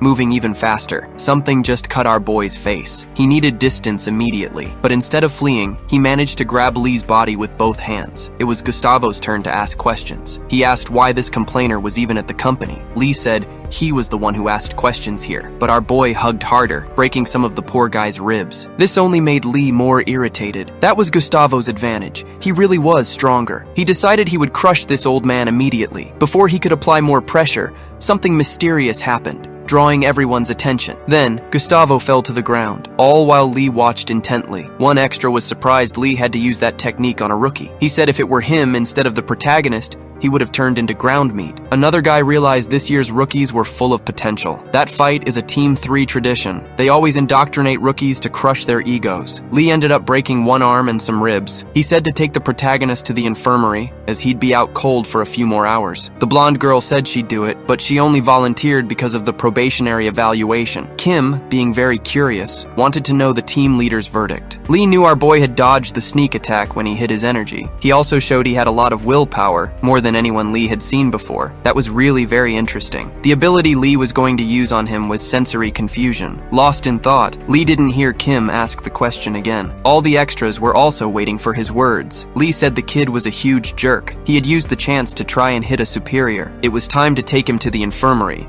and everyone else needed to get back to work. Others in the protagonist's place hadn't been able to touch a hair on Lee's head. The team leader had to use very refined techniques to win. The team leader, who is a huge weirdo, now believes the protagonist is actually an incredible guy. In another room, our protagonist's friends were working hard, and they were very tired. Johan couldn't even stay awake. The protagonist entered the room as well, surprising the redhead boy. Our boy sat down in total silence. No one seemed to know why he was acting like that, but Gustavo was visibly disappointed. Before going there, he had gone to talk to Lee to demand explanations. Gustavo wanted to know how he had lost his senses and how his boss had done that. Lee liked the boy's interest in learning the move, but our guy said he was just asking a question. Lee told him he really liked winning. Gustavo decided to turn his back on him and go his own way, since that jerk wasn't going to tell him anything. Lee said this wasn't school. He wouldn't get all the answers he wanted just because he asked a question. He said the boy should find a way to figure it out and write a report. It needed details on why he had lost, and he had to do it himself. If he looked for answers from someone else, he'd better give up now. And if he thought none of it made sense, he should give up then too, but Gustavo needed to do it soon and decide what he wanted to do with his life. One of the rookies was presenting what the analysis team did, but our boy was only thinking about his defeat and how that man was so much stronger than him. He couldn't understand how he had been hit. It almost seemed like Lee had a hidden weapon. The conversation they'd had was even more intimidating. Gustavo needed to learn to fend for himself soon. Back at the lecture, the presenter was talking about Project Oracle. It was a system capable of predicting the future. That was how the analysis team was born. The blonde girl had a question. She heard psychics used to exist, and the speaker confirmed it was true. The future is a dynamic force, always in motion. The blonde girl said that predicting such a malleable future only brought false hope, and indeed, that is why Project Oracle existed, but it failed its purpose. The speaker said the reason was very simple. The human brain was to blame. A person's thoughts are never completely true. Half-truths exist for everyone, and they end up deceiving people. Believing something is true isn't necessarily proof of that truth. This leads people into error. Our protagonists seem to have an epiphany. Remembering the farmer's words, masking one's own energy is also about confusing others' perception. Immortals are very sensitive and can block certain signals before they reach other people. Gustavo seemed to understand this. Using this principle, he couldn't just block sensations. He could also pass on false information. He remembered he was squeezing his opponent. He thought he had grabbed both his arms, but that was wrong. That presentation finally ended, but before the conclusion, our boy had already left the room. Remembering details of the fight, he realized everything was in his boss's right hand. It was time to write the report. The problem was, for the deception to have worked, Lee needed to know exactly when he would be attacked. The team leader was waiting to end it all in a single blow. Gustavo realized intuition could work similarly to clairvoyance, something only the best possess after surviving many battles. Gustavo still couldn't read others' movements to that depth, but he could combine his intuition with his senses. Our boy's heart started beating fast. He had just stumbled upon a great source of knowledge. He could achieve this ability too. In the blink of an eye, he ran toward the team leader. Lee had no idea what was happening. He had to push himself away from the desk with a kick, but our protagonist remained completely still. He hadn't moved an inch. He had perfectly controlled his own senses, focusing only on his opponent. Our boy felt his boss's next movement and tried to attack him in that position, but things didn't happen the way he was expecting. Lee seemed to find that sudden attack interesting. Once again, he used that mysterious technique against our boy. Gustavo felt energy coming from all sides. He was surprised by a blow to the jaw. The boy had to take a few steps back. The panda and the redhead woman were trying to understand how that was possible. Meanwhile, the team leader wanted to know what that was. Gustavo said this was his report, and he was trying to understand the answer to that question. That single blow was enough to break the boy's jaw. To reach the conclusion of that question, Gustavo realized this would be the ideal way. Another bystander mentioned that our protagonist went crazy. Maybe he needs therapy. He seems mentally unstable. Surprisingly, Lee said the little punk isn't wrong. This left our main character confused again. The team chief told our boy to clean up that mess fast. He asked if the others were too busy. The panda and the redhead are chill though. The lead said they're off duty and can go home, while Lovato stays to fix everything. Since he has a good memory, he'll know exactly what's out of place later. Outside, the panda asked what the rookie did. Kim realized the rookie used a sensory deception move. They want to know if Lee taught the boy without telling them. The team leader said he'd never do that. Besides, instead of handing in the report, Gustavo chose to attack the boss. Lee seemed to enjoy that part. Regarding physical skills, Kim is sure the boy is high level, but the chief wonders if he was trained. A pureblood would never act like that. Still, the boy followed the order literally, using the technique right against the leader. Despite learning something interesting, our poor boy has to clean it all up. The next day, Kim was surprised when the team leader said he wanted to put the rookie on a mission. Since she needs assistance and they are short-staffed, she should take him. Kim called for our boy, who jumped up with enthusiasm. They are already in the elevator, heading to a floor full of weapons to prep for the mission. Both start putting on full gear. Gustavo looks like an elite soldier, or someone heading out to play paintball with friends. Sirens are blaring where they are. A black gate just appeared in the middle of the field. Our protagonist just arrived at the designated mission spot. They're expecting an invader, and more might appear. This part of the story teaches us the typical lingo of these operations. You have to learn to read it. Our boy looks at the portal with anxiety, remembering what happened 9 years ago. That's when he was saved by a mysterious figure, and promised himself he'd hunt those monsters too. Today is the first day of the rest of his life, where he'll achieve this dream, but that gate is much smaller than expected. Gustavo told his boss he's getting nervous. She ignores him completely, checking her weapons. Our boy decided to do the same, until something mysterious happened. That gate started getting much bigger. This is an irregularity. Kim asked for immediate backup, but Central needs video. When the image arrives at the office, the chief and the panda got scared. The two need to retreat immediately. It became too dangerous. Gustavo knows the situation can get very dangerous. Creatures will advance immediately. He asked if their work was finished. Faced with her silence, Gustavo remembered seeing the region via satellite. There's a nearby city. These people are at risk. Central ordered them to leave, but Gustavo wants to know until backup arrives. Kim said approximately 15 minutes. Again, Central told them to obey orders, until the first creature stepped out of the gate. Gustavo is confused. He doesn't want to flee now. If they stay too long, they'll become targets of these monsters. Last year, technology minimized traffic deaths, but invaders still kill almost 10,000 people annually. Immortals are valuable workers, so they must be cautious. But the protagonist realized his partner isn't interested in fleeing. Over comms, Lee asked what those fools are doing just standing there. Finally, the creature broke free from the portal, completely furious, but it got hit by something. Kim fired her weapon at the monster. Gustavo knows normal people are in danger and he wants to change that. Ready to fight, Gustavo told his partner he might be in love with her. More shots are fired. Lee started getting very worried. To disguise the disobedience, they claimed communication is terrible. Gustavo is still shooting, and his partner needed to reload. Other monsters are appearing from the portal. So far, the two are managing containment masterfully. They only expected 10 creatures that day. They brought few weapons, but since the gate's pattern changed, the number could reach the hundreds. Gustavo needs to figure out what to do now, because it will get dangerous soon. Shots keep being fired at the creatures. Kim is also focused on the task. They are the only ones who can stop something worse from happening. The ammo is running low,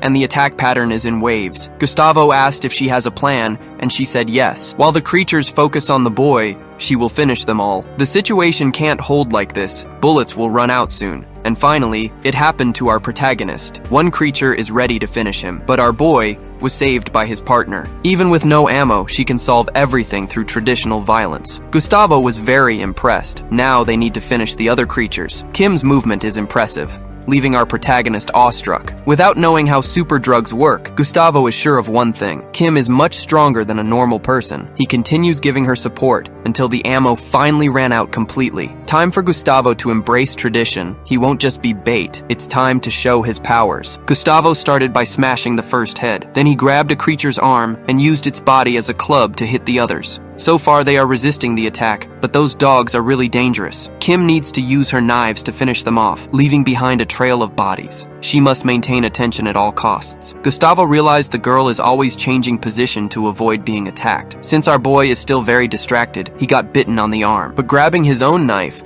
Gustavo solved that problem quickly, ending the life of the creature that tried to devour him. Our boy realized he can't lose focus. He needs to stay very concentrated. Remembering his partner's plan, He can attract the creatures while she finishes them. There aren't many options. Gustavo is trying to perfect his senses, using all the techniques he learned. He gained good perception of what is happening. Kim realized something different happened. Our protagonist managed to attract all the monsters, which is positive. Our boy started being bitten by the creatures, who now only see him. Gustavo is going through serious problems. Kim realized she might not be capable of finishing everything alone, but the protagonist won't end the story now.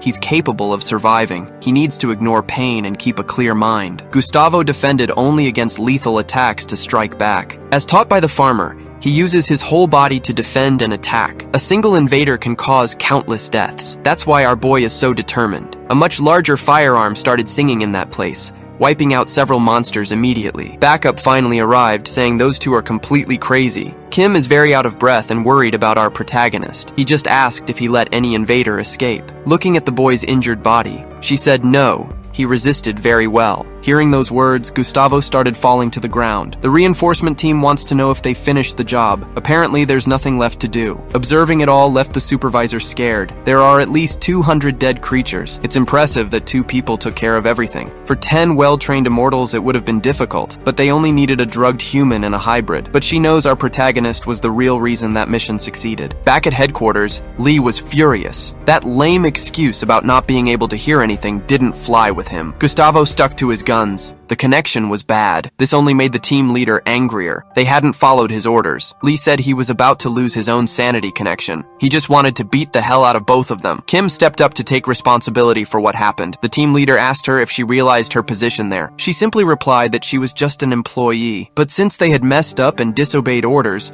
Lee demanded to know if she intended to resign. Thanks to their actions, there would be a disciplinary hearing. For now, they were dismissed. Before he left, Lee called out to the protagonist. He asked him if he was proud of what he'd done. Gustavo said no. The team leader told him not to lie to him right now. From that day on, Gustavo had to write a daily letter of apology. Our boy asked if he wouldn't have to face the disciplinary hearing as well. The team boss asked if he actually wanted that, because eventually it was going to happen anyway. For now, just the apology letters would suffice. Nothing more. Rumors spread quickly about what had happened, how they had taken down multiple invaders all by themselves. Johan explained that new hires on probation don't usually face standard disciplinary consequences. They just get fired. So the consequences of their actions fell entirely on Kim. It was truly unfortunate. Facing these kinds of consequences for disobeying orders is incredibly messy. Gustavo knew there was a village nearby. They had to make tough calls to save lives. When the team leader asked if he was proud, our boy had to lie, because deep down, he was certain he had made the right choice. The problem was, he was getting tired of this crap. Leaving the building that day, his teammate caught up to him. She told him he had done really good work back there. Kim said it with complete sincerity. That boosted Gustavo's confidence significantly. He knew he had done the right thing. When he got home, his mom asked if he had a picture. He asked, of who? She wanted to see these coworkers he talked so much about. Gustavo told her the woman didn't have a profile picture on anything. Only then did the matriarch reveal her true intent. She was interested in a potential daughter-in-law. Gustavo insisted they were just coworkers. His mother assured him that's exactly how these things start and evolve later. Even so, he was worried about the disciplinary hearing. Several people were already gathered in a specific hall for the event. They were there to evaluate the red-haired woman's conduct. The hearing began. They all knew she had disobeyed direct orders to abandon that location. Kim confirmed that was exactly what happened. Trying to defend her,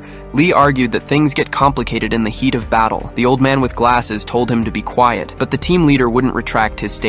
The meeting ended up being interrupted. Our protagonist had gone there as well. One of the officials conducting the meeting asked if our boy had been forced to proceed. He said no. Then they asked if he knew what happened to rookies who caused trouble. Gustavo stated it was the best choice to make at the time. The old man with glasses demanded to know what made this young man think that way. Lee, contradicting the elder, said the rookie just had good common sense. That's all. Thanks to their actions, they managed to save the lives of innocent people. The others fell into complete silence. Lee said that's what it's all about. Saving lives is the most important part of their job. Since he was interrupting so much, they asked him to leave. But the team leader wasn't about to abandon his teammates. Someone told him to shut up. The team leader retorted, asking if that person had the ability to make him. Our protagonist realized this company was an absolute zoo. Anyway, Lee argued that these things happen. It wasn't even that serious. The situation was getting increasingly tense.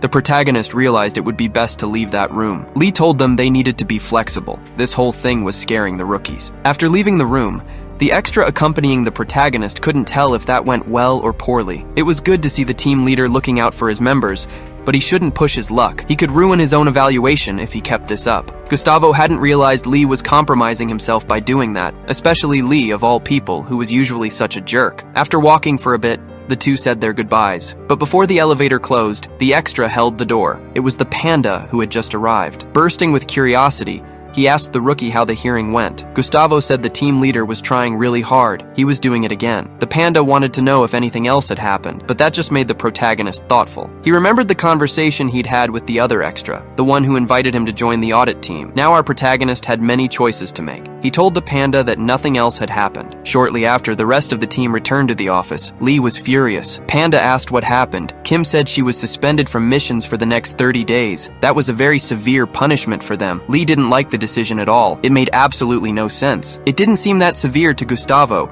but given everyone else's reaction, it must have been terrible. He didn't know how to gather information, since everyone was staying silent. Now they all went back to office work. Our boy wrote his apology letter and handed it to the team leader. After reading it, Lee asked if the kid was crazy. Gustavo said he had never done anything like this before. At least Gustavo was being accepted more. Kim was training the boy to fight even better. They told him to use his immortal senses more. He even got tips on how to fight the team leader. Another apology letter was written, but the content was getting bolder every time. Gustavo still tried to surprise the team leader. He used the opportunity to learn a little more. He used his intuition to predict movements. He already knew his boss didn't have habits when fighting, making him difficult to read. Gustavo had to rely solely on his instincts, but he ended up being fooled once again. Lee managed to strike our boy with ease. Panda was timing the battle. It reached 6 minutes, a new record. Feeling his sore back, Gustavo concluded that the team leader was very good. One day, their routine changed completely. Our boy was still writing his apologies. The team leader called for him. He wanted to know what that blonde asshole had said to our boy in the elevator. A few days prior,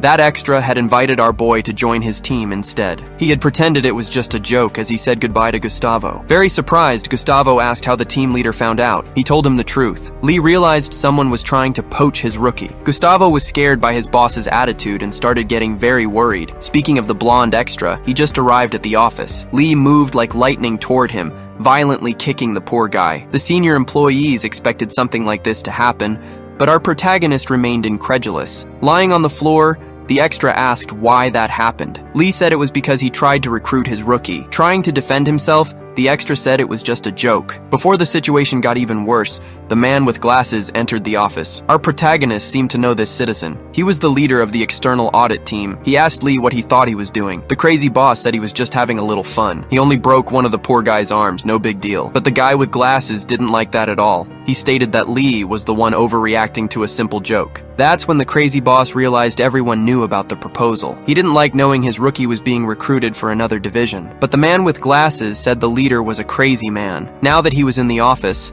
the man with glasses wanted the protagonist's opinion, seeing as that team was a living hell. Lee said the man with glasses didn't have the authority for that, because that rookie belonged to him. Shouting across the whole floor, he made sure the other teams heard him. He warned them that if anyone tried to poach the kid, they'd find out why he's called the Blender. Gustavo realized right then, his boss is genuinely nuts. The man with glasses claimed they value freedom in that place. So, he asked for our protagonist's opinion, seeing as he'd be validated either way. Now, everyone was staring at the kid with intense interest. Gustavo wasn't ready for a moment like this, even if his answer was. His leader is insane, Panda is a total weirdo, and the only woman on the team is ice cold. Yet somehow, he still chose to stay right there. That left the guy with glasses speechless. According to Johan, that guy had always been a phenomenon. He pushed a little harder, offering to help our protagonist if the out-of-control leader was the issue. But our boy knows what he's doing. He'd rather learn from that lunatic. Hearing that, Lee seized the moment to be even more annoying, sticking his tongue out at the glasses guy. The audit leader asked if the protagonist truly believed he could learn more from that jackass. Our boy said yes. Apparently he's dead set on staying. Since they'd been rejected, they cleared out of the office. Now alone, Lee asked why Gustavo was staring at him. It was obvious he was going to stay anyway. Once again, they were ordered back to work. Panda mentioned the boss is actually proud of our boy. Walking past our protagonist's desk, Lee noticed something. He asked the kid what it was. Gustavo said it was his apology letter. He just hadn't finished it yet. Given the look that Lunatic gave him, Gustavo started worrying. That letter is basically a joke, a piece of sarcastic poetry. After a brief punching session, Panda commented to the female team member that the crazy person count had just gone up to 2. While those two were trading punches, another mission arrived for them. Lee wanted to know what the task entailed. The question remained, who would be in charge of executing it? For the team leader, the answer was obvious. He only has one rookie to send this time. Gustavo liked that news and wanted to know where he was headed. Lee told the kid he's going to the airport. He's going to be a human detector. Gustavo needs to find a girl. She's a shape-shifting supernatural, and the image shows her original form. She's probably a mercenary carrying vital documents. That's why they requested their help. There will be some transformers on this mission. Gustavo knows she can change her shape, but she can't change her scent. Lee asked if there would be support from other teams. Panda said the blonde girl is going too, and very likely the silent princess. The team chief couldn't believe he had to send that mediocre rookie along with those prodigies, but since at least 3 immortals are required, the boy has to go. Due to staffing shortages, it'll be 3 first years. Our boy is going as security for the other 2, just to keep himself out of too much trouble. Lee told Gustavo to do his job right and make sure nothing happens to the silent princess. Kang, from the analysis team, came over to brief them on the mission. He was going to explain all the mission details to the rookies, but the speaker got distracted by something. A bruise on the protagonist's face. Gustavo just said he'd had a little chat with his leader. Then Kang remembered the poor guy is on Team 3. That explained a lot. Their mission would take place at the airport. They'd all be disguised as regular people, and the operation would start in the morning. They will meet another team there, the ones actually in charge of the mission. The leader of that other team assumes everyone is already up to speed on what's happening. Gustavo and the blonde girl will stay inside the airport, monitoring absolutely everything. Meanwhile, the silent princess will search elsewhere, near where tickets are purchased. Everyone's communication was running smoothly, until 2 people started approaching the protagonist. They were there to provide security for them. Gustavo recognized this sensation. He could feel that those were transformers. Apologizing for the delay, they informed the group they were there for security. Before everything went down, Gustavo asked Kang a question. He didn't know why the silent princess would be left alone. The poor guy didn't like being called by his actual name by our protagonist, and he made that very clear. Kang said a highly sensitive immortal was requested for this mission. That's why the silent princess is going too. The blonde girl noted that there were too many people involved, while the silent princess claimed to be the only true immortal there. Either way, they need to complete the mission, and guards will be there to assist. When the briefing ended, the silent princess stood up to leave. She was followed by the blonde girl, who also had nothing to say. Only our protagonist remained in the room. He apologized to Kang for the behavior of the other 2. They're complicated. Kang said results speak loudest around here. Gustavo realized he'd have to work with those 2 jerks. On mission day, some random extra approached the blonde girl, asking for her number because he thought she was beautiful. She told him she was married. Our protagonist saw this happening immediately. He asked who that asshole was bothering her. After the extra walked away, the blonde girl said he had exaggerated a little. Gustavo knew he had to get back to paying attention to everything, but all those people seemed perfectly normal. Then someone called them over to check a small piece of information. A person in a blue shirt and jeans, a man around 30 years old. They needed to start looking for those characteristics. Walking calmly through the crowd, the target tried to remain disguised. He was carrying a large backpack. Gustavo couldn't detect anything suspicious about the man. The blonde girl realized our protagonist didn't understand why the silent princess received privileged treatment. She is different from everyone else, a real, pure blood. Being extremely sensitive, she can perceive differences in any signal. Now, the team is moving into position to approach the target. Gustavo began recalling some of his father's teachings. To be a strong immortal, you need sharp senses, and people like that usually have awful personalities. The old man was relieved to know his son wasn't a jerk, but also a bit disappointed to learn he wasn't that sensitive. But our boy is special too, and he learns easily. He proved that while learning from the team leader. So, he decided to take the lead in the action, speaking directly to the target. All this happened while police started securing the perimeter, keeping people away. Nobody knew what was going on. Maybe it was a movie shoot. Gustavo started using all his perception to understand the environment. Someone asked if there was really only a single target, putting everyone on high alert. A weird commotion started. One of the police officers already had his weapon drawn. While the officer was ready to fire, the silent princess tried to regroup with her teammates. Several shots were fired toward the crowd. The situation was getting more confused by the minute. The policeman who had opened fire was just neutralized. After hearing all that noise, Gustavo started worrying and headed toward the trouble. That's when he felt something approaching them, specifically targeting the blonde girl. The poor girl almost lost her head, but she managed to dodge and strike the bald guy. Leaving the extra defeated on the ground, they realized the attackers here were psychic power users. Gustavo could feel the presence of 2 others, but didn't know how many targets total were in the operation. They were spreading out fast. Gustavo knew he had to stop them. 2 days before the mission, their files were being reviewed. Kang was impressed with the silent princess. She's a very capable person from a traditional family, just like the blonde girl. He was also interested in our protagonist's record. Everyone was talking about when he fought the team chief. Besides being very skilled, he seemed to have a pleasant personality, all the characteristics they were looking for. The Candlehead instructor had passed through and noted that he looks a lot like our protagonist. Having also heard the shots, Kang got very worried about the rookies. Since he didn't know what was happening, he had to abandon his position to assist the team. He needed to know what was going on. As soon as he entered the airport, one of the police officers caught Kang's attention. That man's presence triggered all his senses,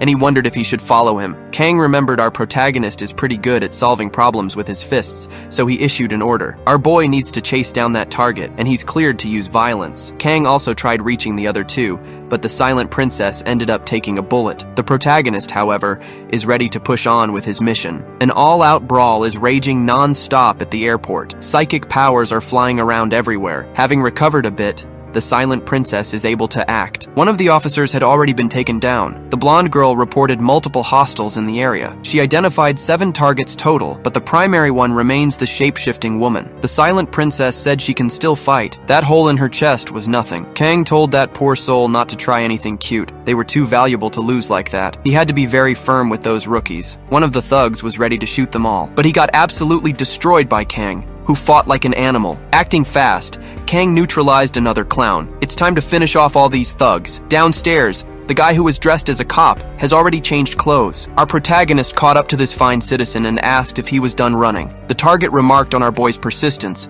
figuring he must be an immortal. The protagonist asked if that wasn't obvious already. After considering it a moment, the target said no. Feeling no sense of danger, the target asked why the protagonist came alone. Gustavo said backup was on the way. The target replied that coming here all by himself was a mistake on the boy's part. That's when the target's body began a drastic change. His psychic powers specialize in physical strength, and he just turned into a mini Hulk. Since immortals can't die, this thug said he's just gonna crack our boy's skull open. Gustavo realized backup would be delayed, about 10 minutes out. For our boy, that's more than enough time. He doesn't have much to worry about. Soon, the bandits at the airport were neutralized. The wounded are already being treated. Kang realized the operation's target wasn't there.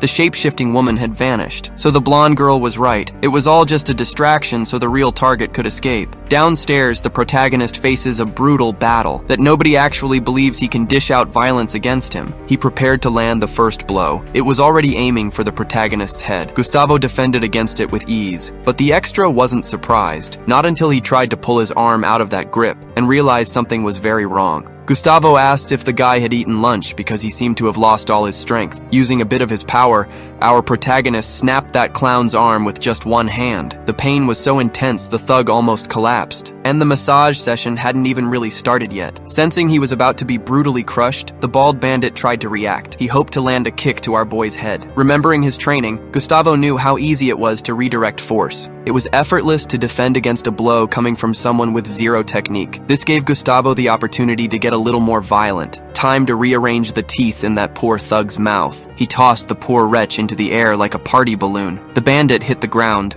visibly mangled. Gustavo told him he lacked hatred. The battle hadn't even lasted 3 minutes. Gustavo still had to wait for backup to arrive. Being a curious man, he started eyeing that mysterious backpack. It seems shapeshifters can even turn into objects, but she can't turn into solid metal, and our boy is ready to set that backpack on fire. At first, nothing happens, until a mouth appeared on the object saying she surrendered. Gustavo didn't appreciate the delay. He said he had questions. The backpack begged him to move the lighter away. Furthermore, she couldn't guarantee she had all the answers, as that could compromise her entire career. However, she admitted she was willing to negotiate. Gustavo said he wasn't interested in that. He asked if she could turn into something smaller, like a cigarette, so he could light it with his lighter. The woman replied she was already at her limit. Seeing she was still a backpack, Gustavo asked what she was waiting for to turn back into a person. The backpack said she needed to borrow his jacket. Backup finally arrived on the floor, and nobody could tell what was happening. Gustavo had given his jacket to the woman and defeated the bald bandit. Kang demanded to know what happened, so our boy reported the situation. He was attacked by the bald bandit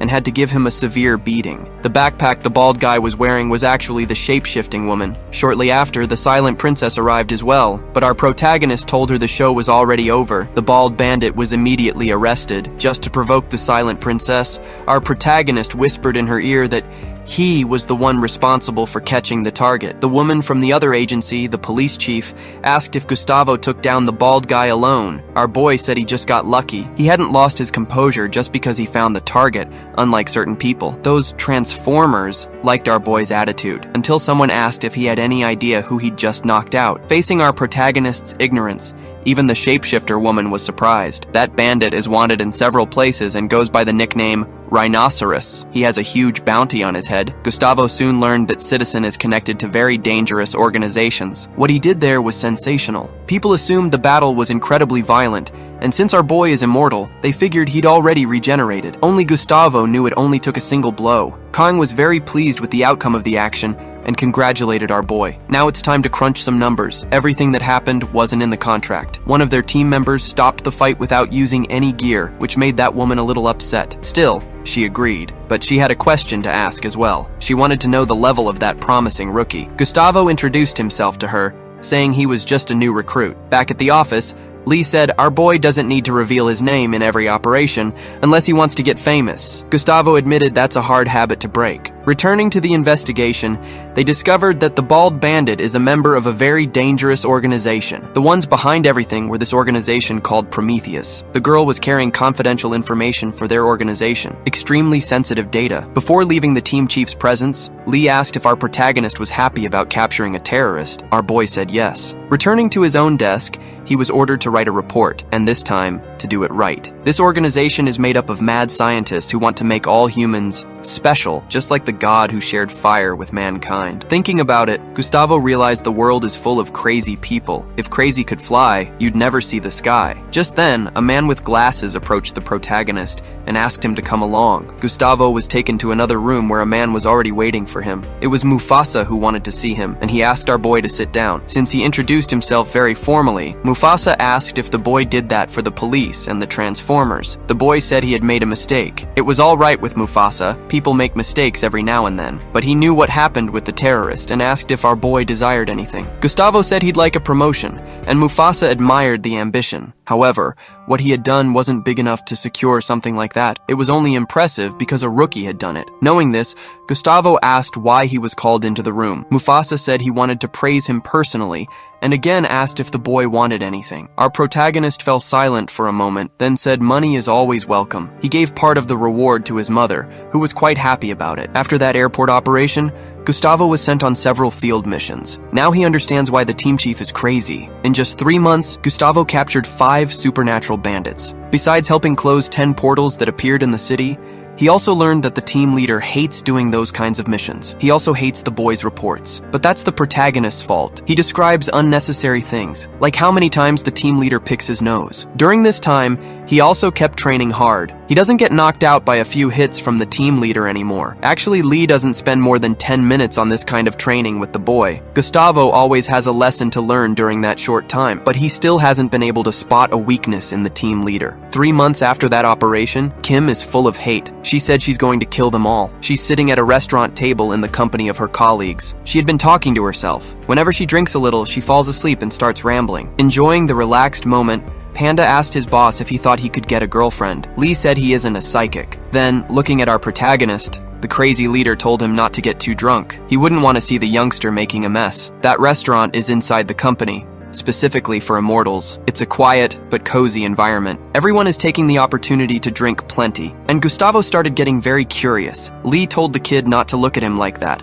but what our protagonist wanted to know was how much he had changed in the last few months. So, he asked the leader if they could fight for real. It was a proposal that left his other colleagues quite impressed. Lee assumed our boy was completely drunk, but Gustavo said he was fine. The truth is, the team leader loved that proposal. He's already heading to the training room. Our boy followed him there too. Lee asked if Gustavo wanted to be violently knocked out. Our boy said that wasn't necessary. Their training had been getting increasingly boring. It was time to bring real violence. Panda went to see what was happening and heard the blows through the door. Those two are unleashing all the cruelty they'd learned in life. Gustavo keeps getting pressured, but he managed to break his boss's arm. Even so, that's not enough. Lee was already ready to crush the poor guy's skull, but our protagonist managed to defend against that blow. He realized he would be surprised right after. The arm he had broken just seconds ago hit him. The impact on the protagonist's head was truly impressive. That combat seems to have ended. Panda asked if the rookie can also use that thing, since he noticed he had broken the chief's arm. Lee said they are different cases. Looking at the protagonist, who is unconscious on the floor,